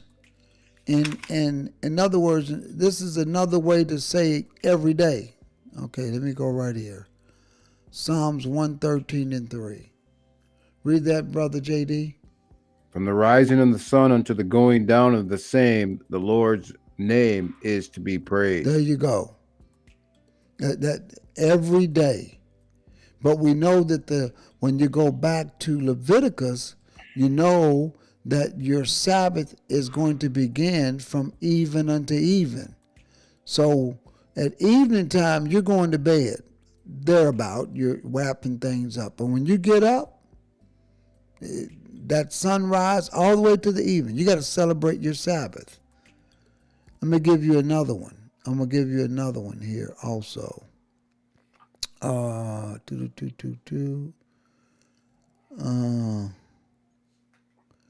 we go, Brother JD. Let's go to I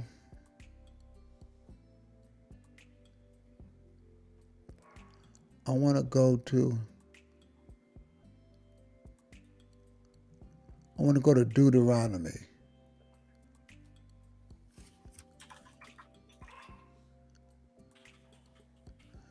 When he told us, you know what? We're in the 23rd chapter. Read verse right here. Verse number 4. Verse number 5. Number 5. In the 14th day of the first month at even is the Lord's Passover. So we know when the Passover is. The 14th day of the month at even is the Lord's Passover. Let's take this over to Deuteronomy. Deuteronomy, the 16th chapter. And we're going to look at verse number 6. Go ahead. But at the place which the Lord thy God shall choose to place his name in, there thou shalt sacrifice the Passover at even, And when is that going to be? at the going down of the sun, at the season that thou camest forth out of Egypt. Okay. So let's go back over here to Exodus, the 12th chapter, and let's look at that again. Read verse number 3. Speak ye unto all the congregation of Israel, saying, in the 10th day of this month they shall take them every man a lamb according to the house of their fathers, a lamb Okay. for an house. Okay. Look at verse number 6. And ye shall keep it up until the 14th day of the same month, and the whole assembly of the congregation of Israel shall kill it in the evening. So let's go back to Deuteronomy 16 and 6. But at the place which the Lord thy God shall choose to place his name in, there thou shalt sacrifice the Passover at even, at the going down of the sun.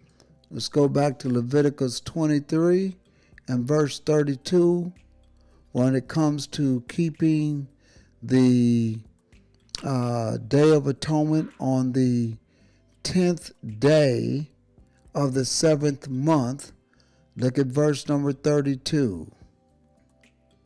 It shall be unto you a Sabbath of rest, and ye shall afflict your souls in the 9th day of the month at even, from even unto even shall ye celebrate your Sabbath. Okay, so it should be unto you a Sabbath of rest. You're going to afflict your souls in the 9th day of the month at even, because that's when the 10th day is starting, brothers and sisters.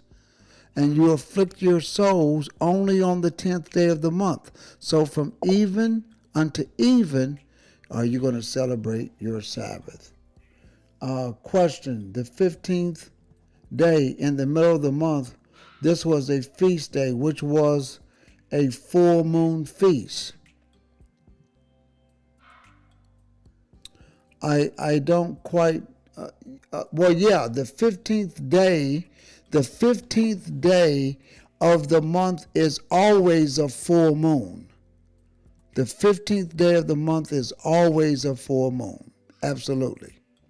So the 15th day of the middle of the month, this was a feast, which was a full moon. And this gives you some better clarity, because on the 15th day of the month, it could follow on any day of the month. The 15th day of the month, the very first day of the Feast of Unleavened Bread, is a Sabbath, as well as the last day of the Feast of Unleavened Bread is a Sabbath.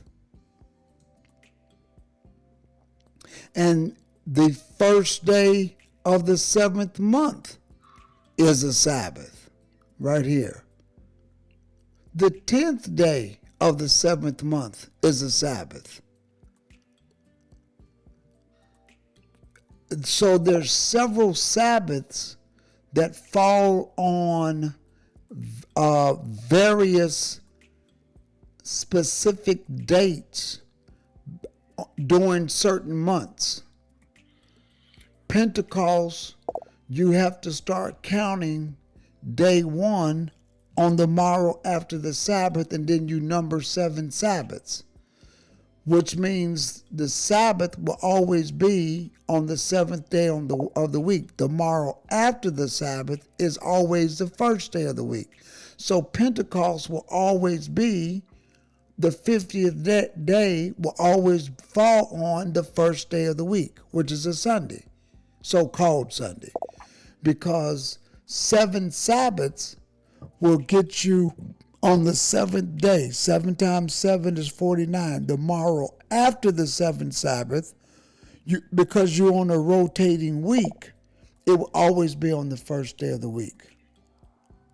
Sounds like a lot of holy days. Absolutely. But those holy days are pointing toward this calendar. Let me go back to it. And all of them are. All of them are pointing toward this. And that's why we wanted to put up this little chart here. Because, brothers and sisters, when you look at the Sabbath, let me go back to Leviticus, the 23rd chapter. This, and if you notice, and I want y'all to take note of something. When he says these are the feasts of the Lord, which you got to proclaim to be holy feasts, even these are my feasts, notice that when you get here, everything is based upon the moon.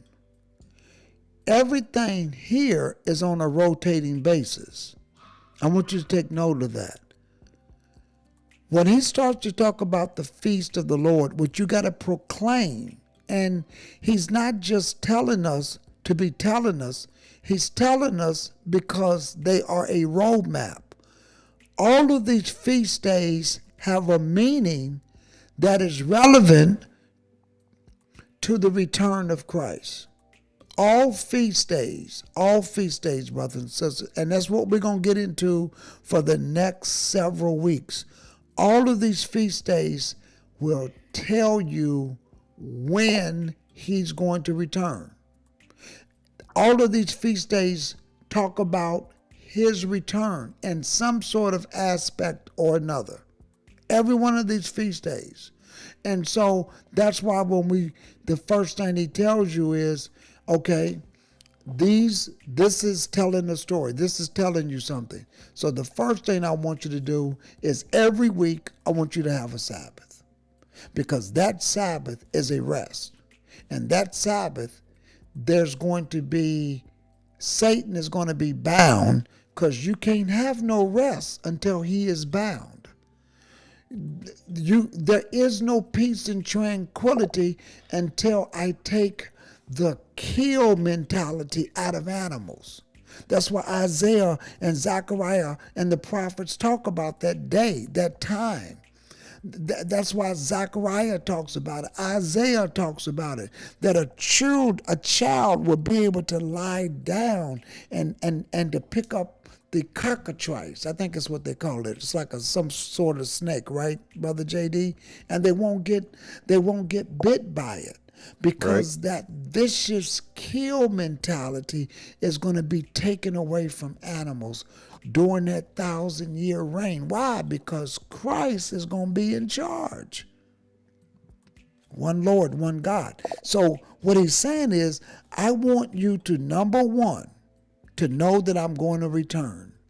And I want you to commemorate it every week. I want you to be reminded. How are we reminded?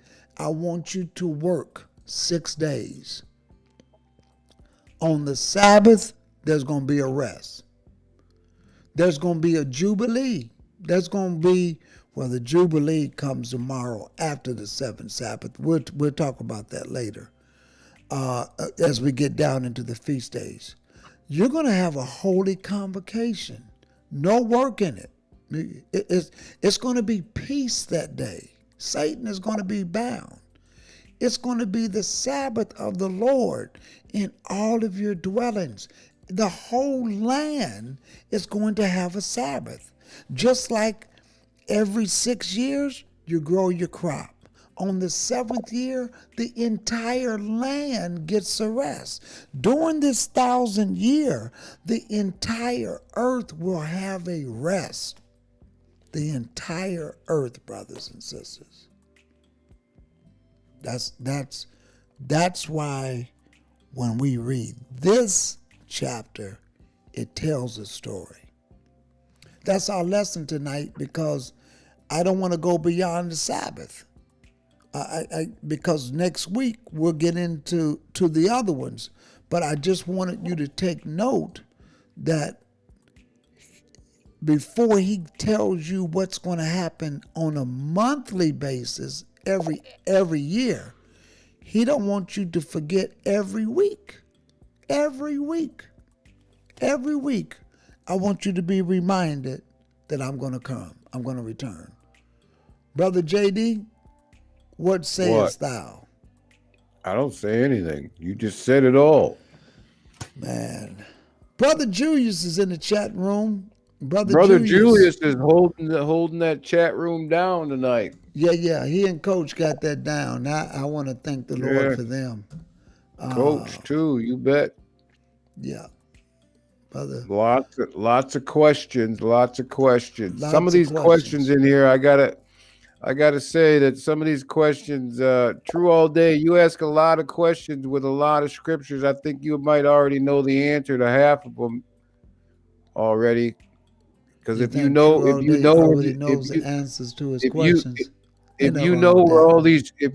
all these scriptures are, why do you have to ask a question all the time? It seems like you are already well versed, brother. Sounds like new moon feast days are separate from Sabbath days, but a new moon can fall on a Sabbath. Absolutely, brother.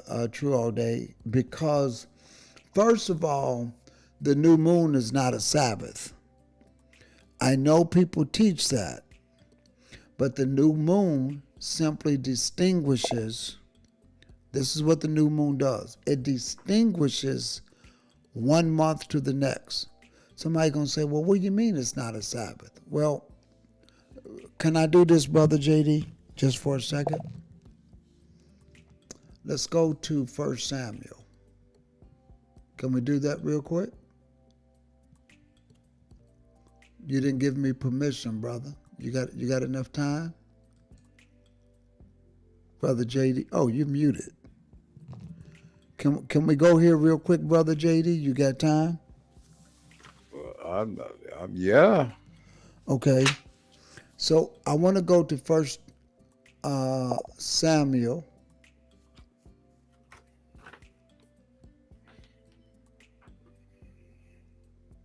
I think it's 2 Samuel. I want to go to 2 Samuel. And I want to just show a point here. Because David was being looked for by Saul. He was in trouble.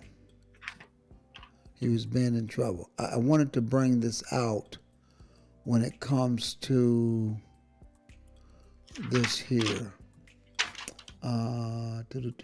Just give me 1 second, and I just wanna bring this out real quick.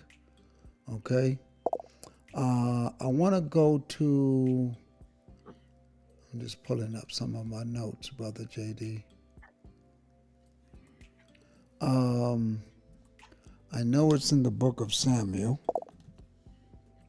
And I was going to tell you all to go there last night, but go there because I brought this lesson out, but it's going to be the 21st chapter.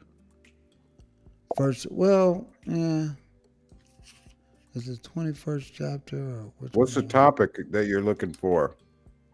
Here it is, 1 Samuel 20. 1 Samuel 20. I want to go right here to 1 Samuel, the 20th chapter. Okay, so here's what I'm doing, okay, just so you all know. I wanted, True All Day made a very true statement. And let me put his statement up on the board here. He says, sounds like new moon feast days are separated from Sabbath days, but a new moon can fall on a Sabbath. And I said, yes, that's true. A new moon can fall on a Sabbath because whenever the new moon starts, after those 1 or 2 dark days, the new moon starts.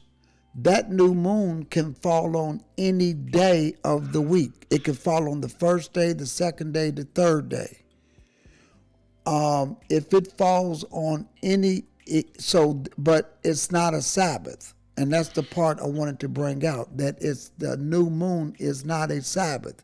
It's only a time period that a new month is starting. And that will be recognized. The scriptures tells us that. In fact, they recognize the change of the month every month. They recognize it. In fact, when you look at when the scribes, when Israel had to sacrifice animals, you did one a day. On the Sabbath, you did two. On feast days, if the feast day fell on a Sabbath, if you go back and read the scriptures, if a feast day fell on a Sabbath, you would do 3 sacrifices, because you had to do 1 sacrifice per day, and on the Sabbath you did an extra one. And if the feast day fell on a 4th day of the week, whenever there was a feast day, you do one for that feast day. If the feast day falls on a weekly Sabbath, you're going to do 3 sacrifices. The scriptures specifically describe that. It tells you that in particular. It says, and if the feast day falls on this time, do an extra one. But here's the point that I wanted to bring out. This is the part I wanted to bring out right here. And I want to go to 1 Samuel, the 20th chapter. And we're going to pick it up. I want to skip a lot, but I want to take you real quick. Jonathan and David make a truce. And David says, if I'm not going to be there at the beginning of the month. They had dinner. At every new moon, they had a dinner. They just sat at the table. It wasn't a Sabbath. They just had dinner. That's all. And that's what we can glean from the scriptures. So here's what David said, and just start off with verse number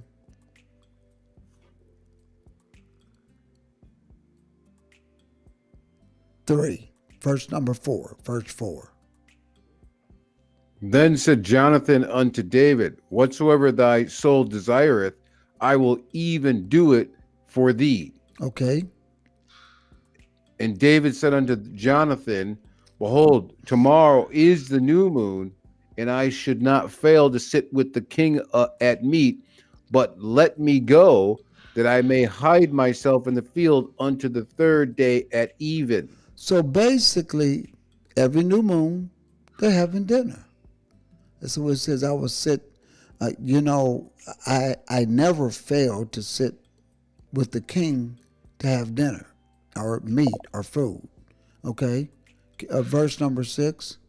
If thy father at all miss me, then say, David in earnestly asked leave of me that he might run to Bethlehem, his city, for there is a yearly sacrifice there for all the family. Okay, so in other words, let him know I'm going to Bethlehem and I'm going to a family event. But what I want to do is I want to hide myself in the field until the 3rd day. Okay?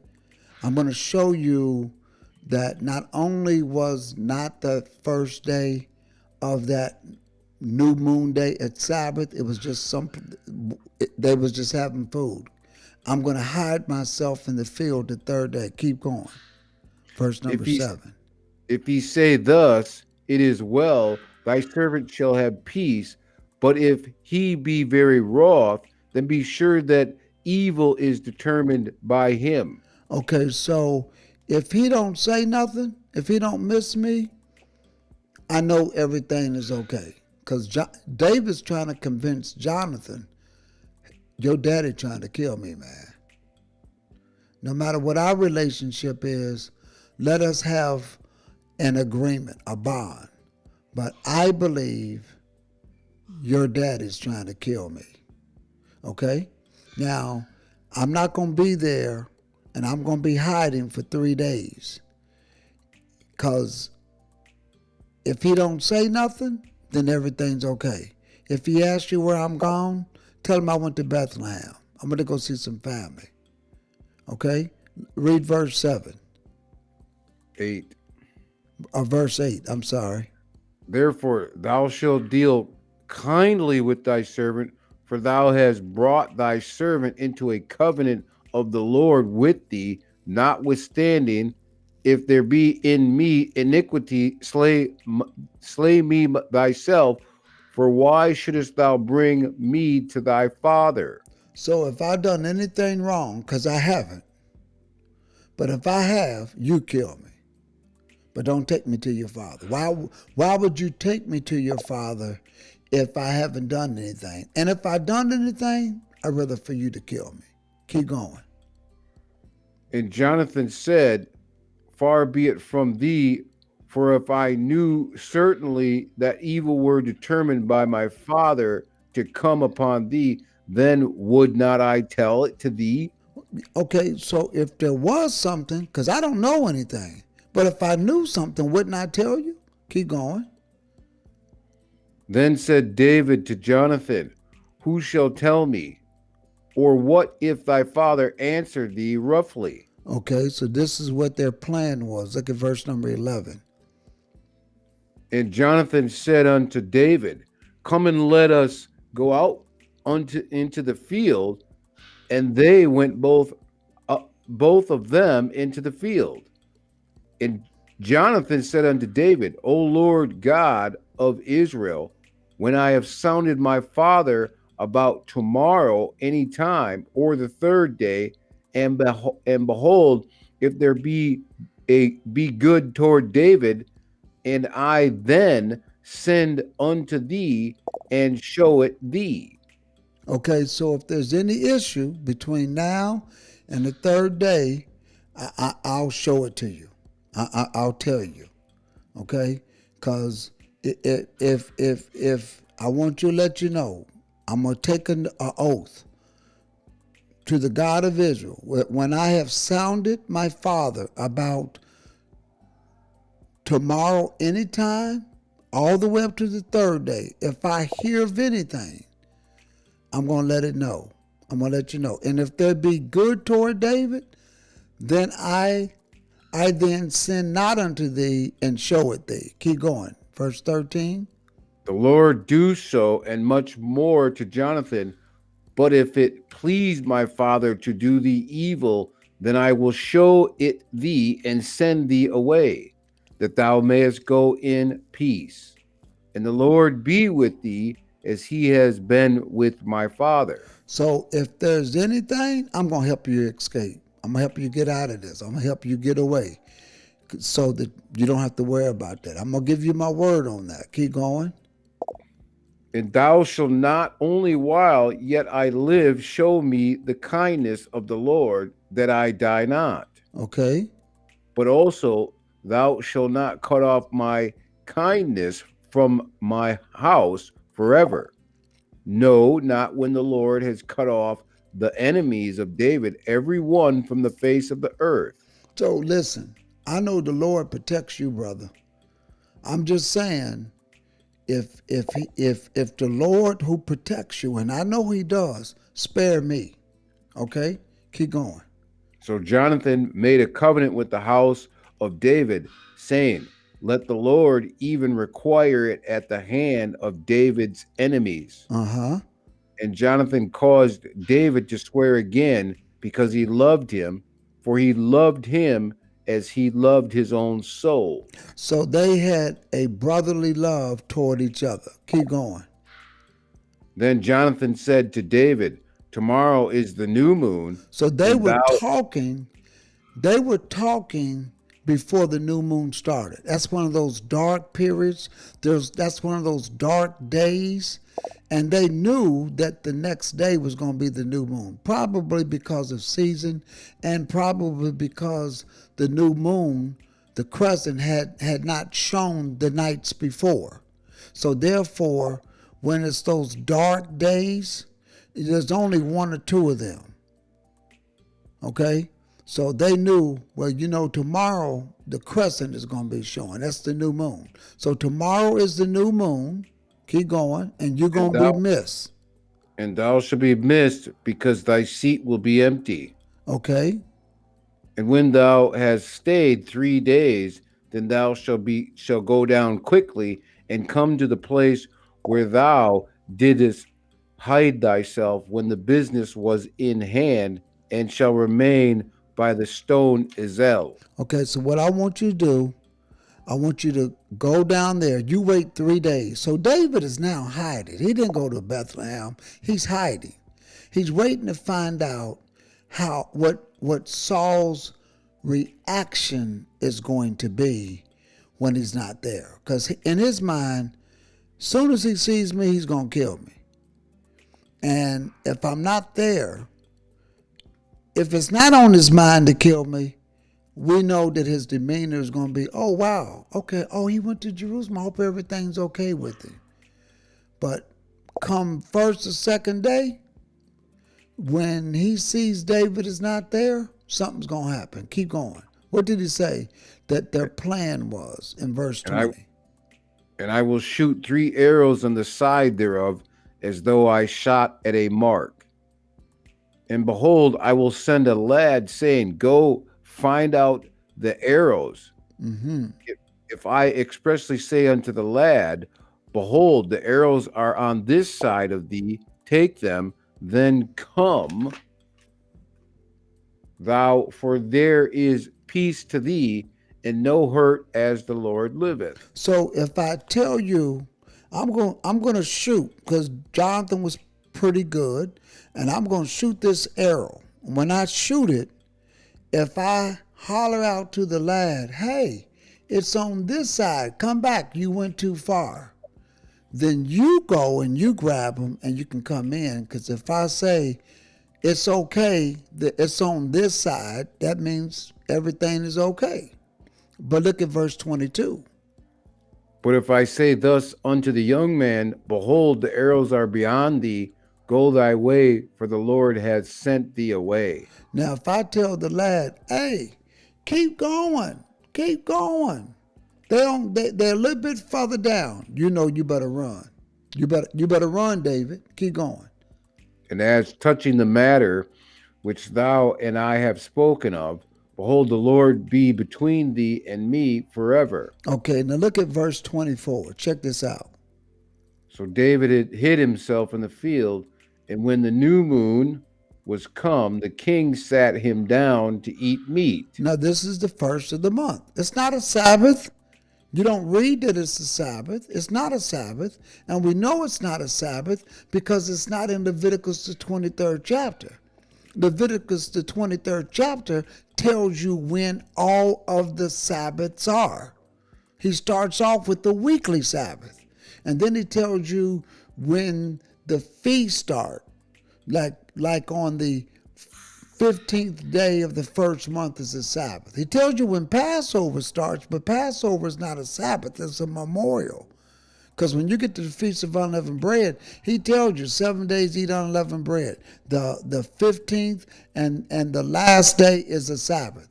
He never mentions anywhere in Leviticus, the 23rd chapter, and the first day of each month is a Sabbath. He don't say that. Neither does he say the 8th, the 15th, the 22nd, and the 29th of each of your months is a Sabbath. He don't say that. He does say 6 days shall your work be done, but the 7th day is a Sabbath. So you do that every rotating cycle.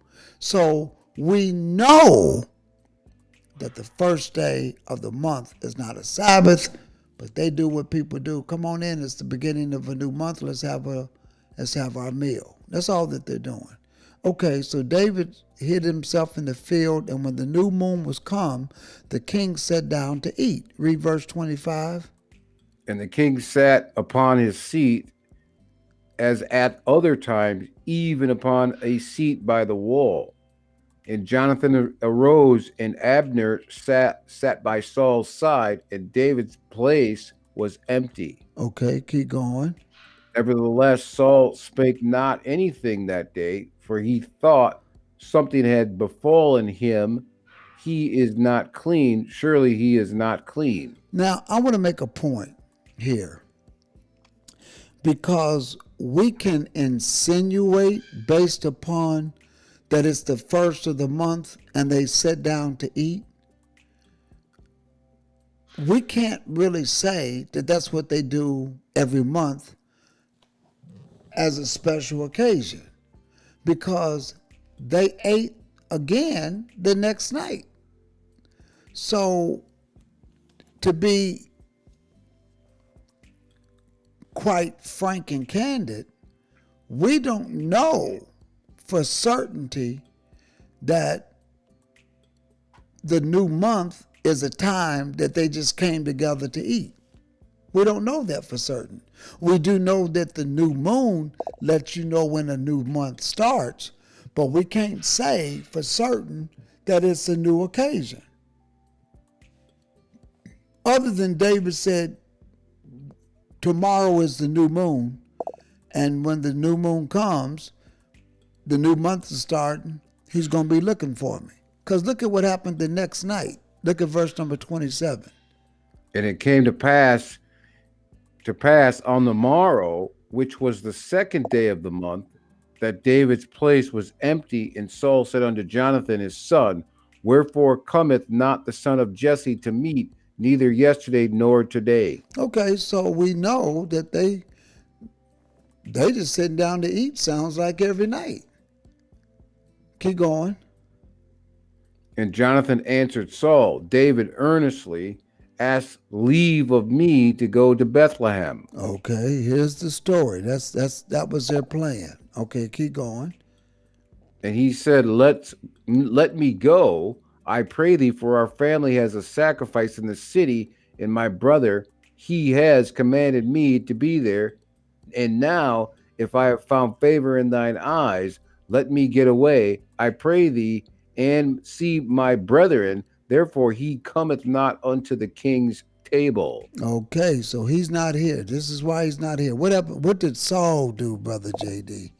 Then Saul's anger was kindled against Jonathan, and he said unto him, thou son of the perverse, rebellious woman, do not I know that thou hast chosen the son of Jesse to thine own confusion, and unto the confusion of thy mother's nakedness? See, what you doing, boy? You have sided with David, the son of Jesse. Keep going. For as long as the son of Jesse liveth upon the ground, thou shalt not be established, nor thy kingdom. Wherefore now send and fetch him unto me, for he shall surely die. Now you go get him. And now, because as long as he lives, you won't be king. You won't be king. But see, he don't know that Jonathan and David already made a truce. And Jonathan acknowledged God always kills your enemies. But when you come to kill my father, save me. And he did. Look at verse 32. As the story goes on, listen to this. And Jonathan answered Saul his father, and said unto him, wherefore shall he be slain? Why do you want to kill him? What has he done? What has he done to you? Keep going. And Saul cast a javelin at him to smite him, whereby Jonathan knew that it was determined of his father to slay David. So he took a javelin and threw at his own son. Keep going. So Jonathan arose from the table in fierce anger, and did eat no meat the second day of the month, for he was grieved for David, because his father had done him shame. Okay, so let's look what happens on the third day. Keep going. And it came to pass in the morning that Jonathan went out into the field at the time of the time appointed with David, and a little lad with him. And he said unto his lad, run, find out now the arrows which I shoot. And as the lad ran, he shot an arrow behind him. And when the lad was come to the place of the arrow which Jonathan had shot, Jonathan cried after the lad and said, is not the arrow beyond thee? Oh, that's the key. You better run, David. And David ran, brothers and sisters. David ran. But look at the 21st chapter, because I want to show you that the very next day, I want you to look at what happened. Okay? Read verse 21, chapter 21, verse 1. Then came David to Nob, to Ahimelech the priest, and Ahimelech was afraid at the meeting of David, and said unto him, Why art thou alone, and no man with thee? And check out what David said. And David said unto Ahimelech the priest, The king has commanded me a business, and has said unto me, Let no man know anything of the business whereabout I send thee, and what I have commanded thee. And I have appointed my servants to such and such a place. So here's what David said, because they haven't had anything to eat. Listen to this. Now, therefore, what is under thine hand, give me 5 loaves of bread in my hand, or what there is present. So let me have something to eat, priest. Keep going. And the priest answered David and said, There is no common bread under mine hand, but there is a hallowed bread, if the young men have kept themselves at least from women. Now, if y'all haven't touched no women, because this is not common bread, this is shoe bread, hollow bread. Keep going. And David answered the priest and said unto him, Of a trust women have been kept from us about these 3 days, since I came out of the vessels of the young men, and the young men are holy, and the bread is in the manner common. Yea, though it was sanctified this day in the vessel. So, in other words, David said, no, we haven't had any women. It's been 3 days. Why 3 days? Because Saul sent Jonathan to go get him. And Jonathan met David out there on the 3rd day. David and his men had not eaten in 3 days. So they get over here to the temple. They see the priest, brothers and sisters, with the shoe bread, the hollow bread. That was on the 3rd day. When do you bring out the hollow bread? Let's go to Leviticus, the 24th chapter, so you can find out when you bring out the hollow bread. Okay? Read verse number 5. And thou shalt take fine flour and bake 12 cakes thereof. 2/10 deals shall be in 1 cake, and thou shalt set them in 2 rows, 6 on a row, upon the pure table before the Lord. And thou shalt put pure frankincense upon each row, that it may be on the bread for memorial, even an offering made by fire unto the Lord. And when do you do that? Every Sabbath he shall set it in order before the Lord continually, being taken from the children of Israel by an everlasting covenant. So therefore, Amalek was changing the bread. And when did you do that? Every Sabbath. And what day of the month was that? And that time just happened to be that the weekly Sabbath fell on the 3rd day of the month. Ooh, that takes away the 8th day, the 15th day, the 22nd, and the 29th being the Sabbath, because we just showed you that when David and Jonathan was dealing with each other, the 3rd day of the month happened to be the 7th day weekly cycle, weekly Sabbath. Brother sent me an email. Well, that's not true. It doesn't say. It could have been another 3 days. Really? In case that brother's listening. Really? See, this is when we try to make something happen, and because we want the 8th day. This brother that reached out to me, he wants the 8th day to be the Sabbath so bad, because he's in a doctrine. He done went down that road, and there's no way out of it. He's trying to make excuses, and there is no excuse, because that doctrine is a bad doctrine. The Sabbath is just like he said it would be in Leviticus, the 23rd chapter, brothers and sisters, just like he said in the beginning. These are the feasts of the Lord. 6 days shall work be done, But on the seventh day is the Sabbath of rest and holy convocation. What do you do after 7 days? You repeat it all over again. That's how it goes, Brother JD. Some people don't like it, but it's nothing I can do about it. The only thing I can do is read the book, brother. That's all I can do. Just read the book. Just read the book. All right, brothers and sisters, I enjoyed myself with you all tonight. Brother JD, thank you as always, my brother, for just coming over, reading, and all of that good stuff. And, man, I'm going to go get me some sleep. You know what I'm looking for tomorrow, Brother JD? We got a lot of people in the chat room.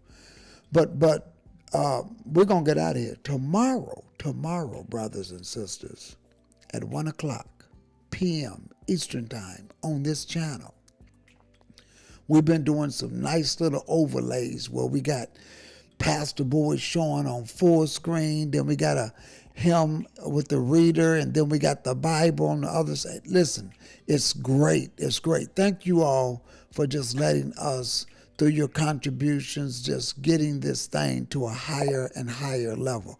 But tomorrow at 1 o'clock, Pastor Bowie is going to be bringing part 4 right here during this Black History Month, because that's the time to do it. Listen, you know, you can do it any time of the year, but since a lot of you guys, you know, this is Black History Month, we're going to give you the history right out of the scriptures tomorrow, 1 o'clock p.m. Tune in. And also tune in tomorrow night at 8 o'clock. We're going to be still bringing you academic information. Judah Business says a lot of learning. Yeah, man, Judah, we got to do this, man. We have to be about God's business, Judah. We got to be about Judah's business. Judah's business. We got to be true all day. Got to be true all day. Hey, go up to Julius wanted you to read something a while ago. He's about pay attention. The day existed before the sun. So can you go up there and read that? Yeah, we must be careful not to. No, that's not it. No, not that. Yeah, you can read that one too. But there was I'll put that on the screen while I go find the other part he put in there. Pay attention. That's what he says.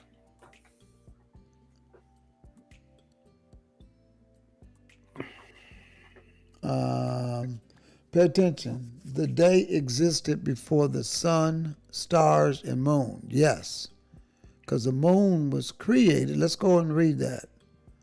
Let's go read that. Let's go read Genesis 1 and 5. Watch this. And God called the light day, and the darkness he called night. And the evening and the morning were the first day. Okay? That's the sun. But check this out.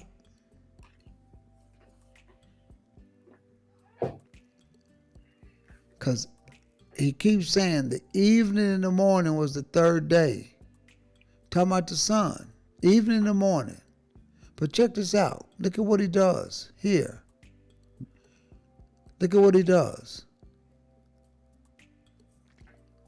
And God now made 2 great lights. What are you reading? Nobody sees what you're reading. And the lesser light to rule the night. He made stars also. And God set them in the firmament of the heaven to give light upon the earth, to rule over the day and over the night, and to divide the light from the darkness. And God saw that it was good. Now, when was this, Brother JD? The evening and the morning were the 4th day. That's even big. To even.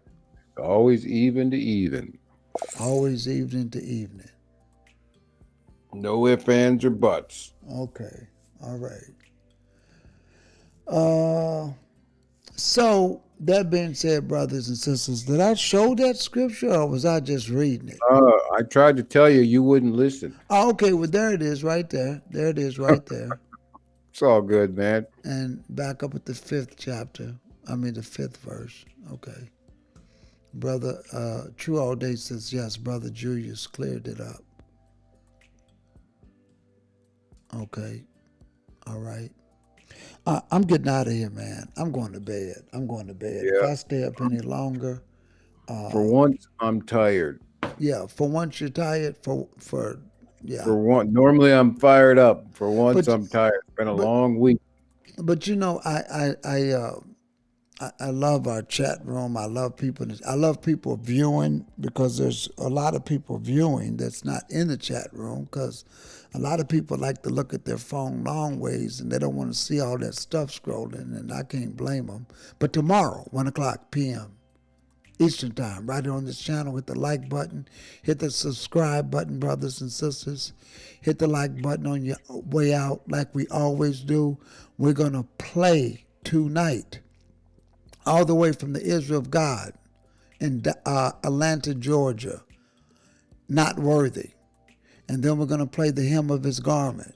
And then that's going to be from Dallas. And then we're going to play, as we do every Friday night, High Priest. And that being said, we're going to get out of here right after that. Coach, thank you. Brother Judah, thank you. True All Day, thank you. All of you all that's in our chat room, shout out to you. Peace and blessings to all of you. Thank you for being here tonight. All of you. Thank you for being here tonight. All right, brothers and sisters, peace and blessings to all of you. Prayer tomorrow morning. I got to take a few minutes to give you all the information. I think I already created something for that. Let me look for it. It's the new prayer line.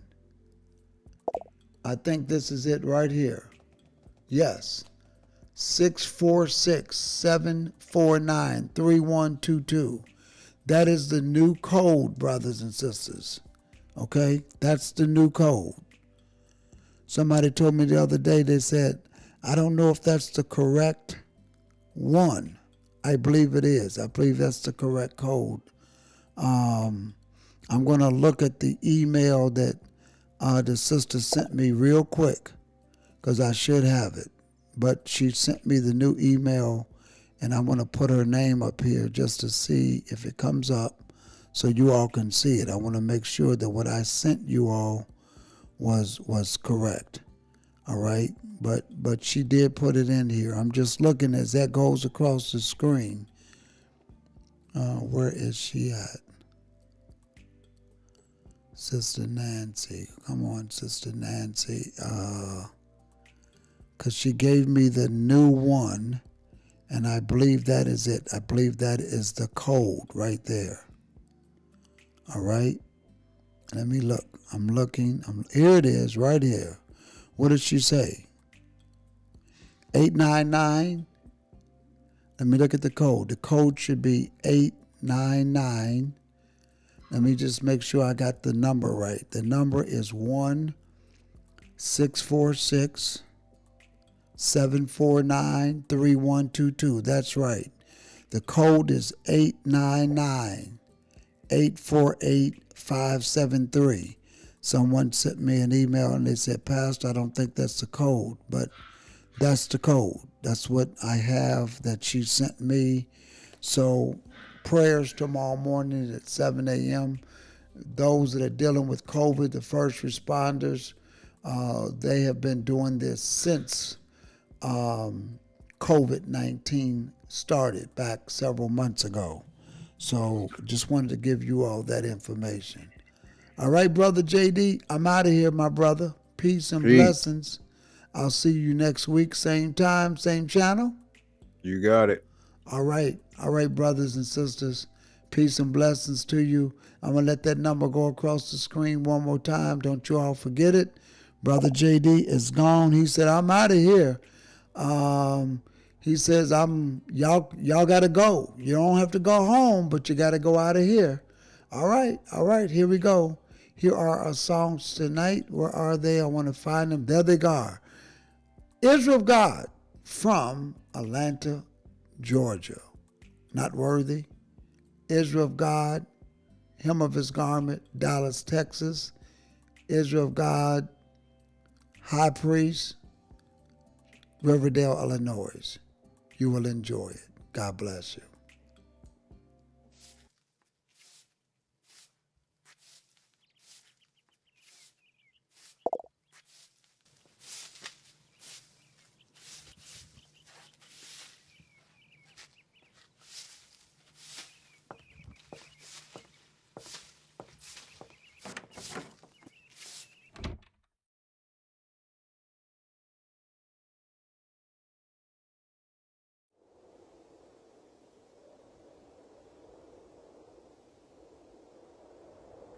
I am not sure. That's a very good job. Can I read that one? No, this ain't for little black. Well, this is for God-fearing Christians like me. For God-fearing Christians like me.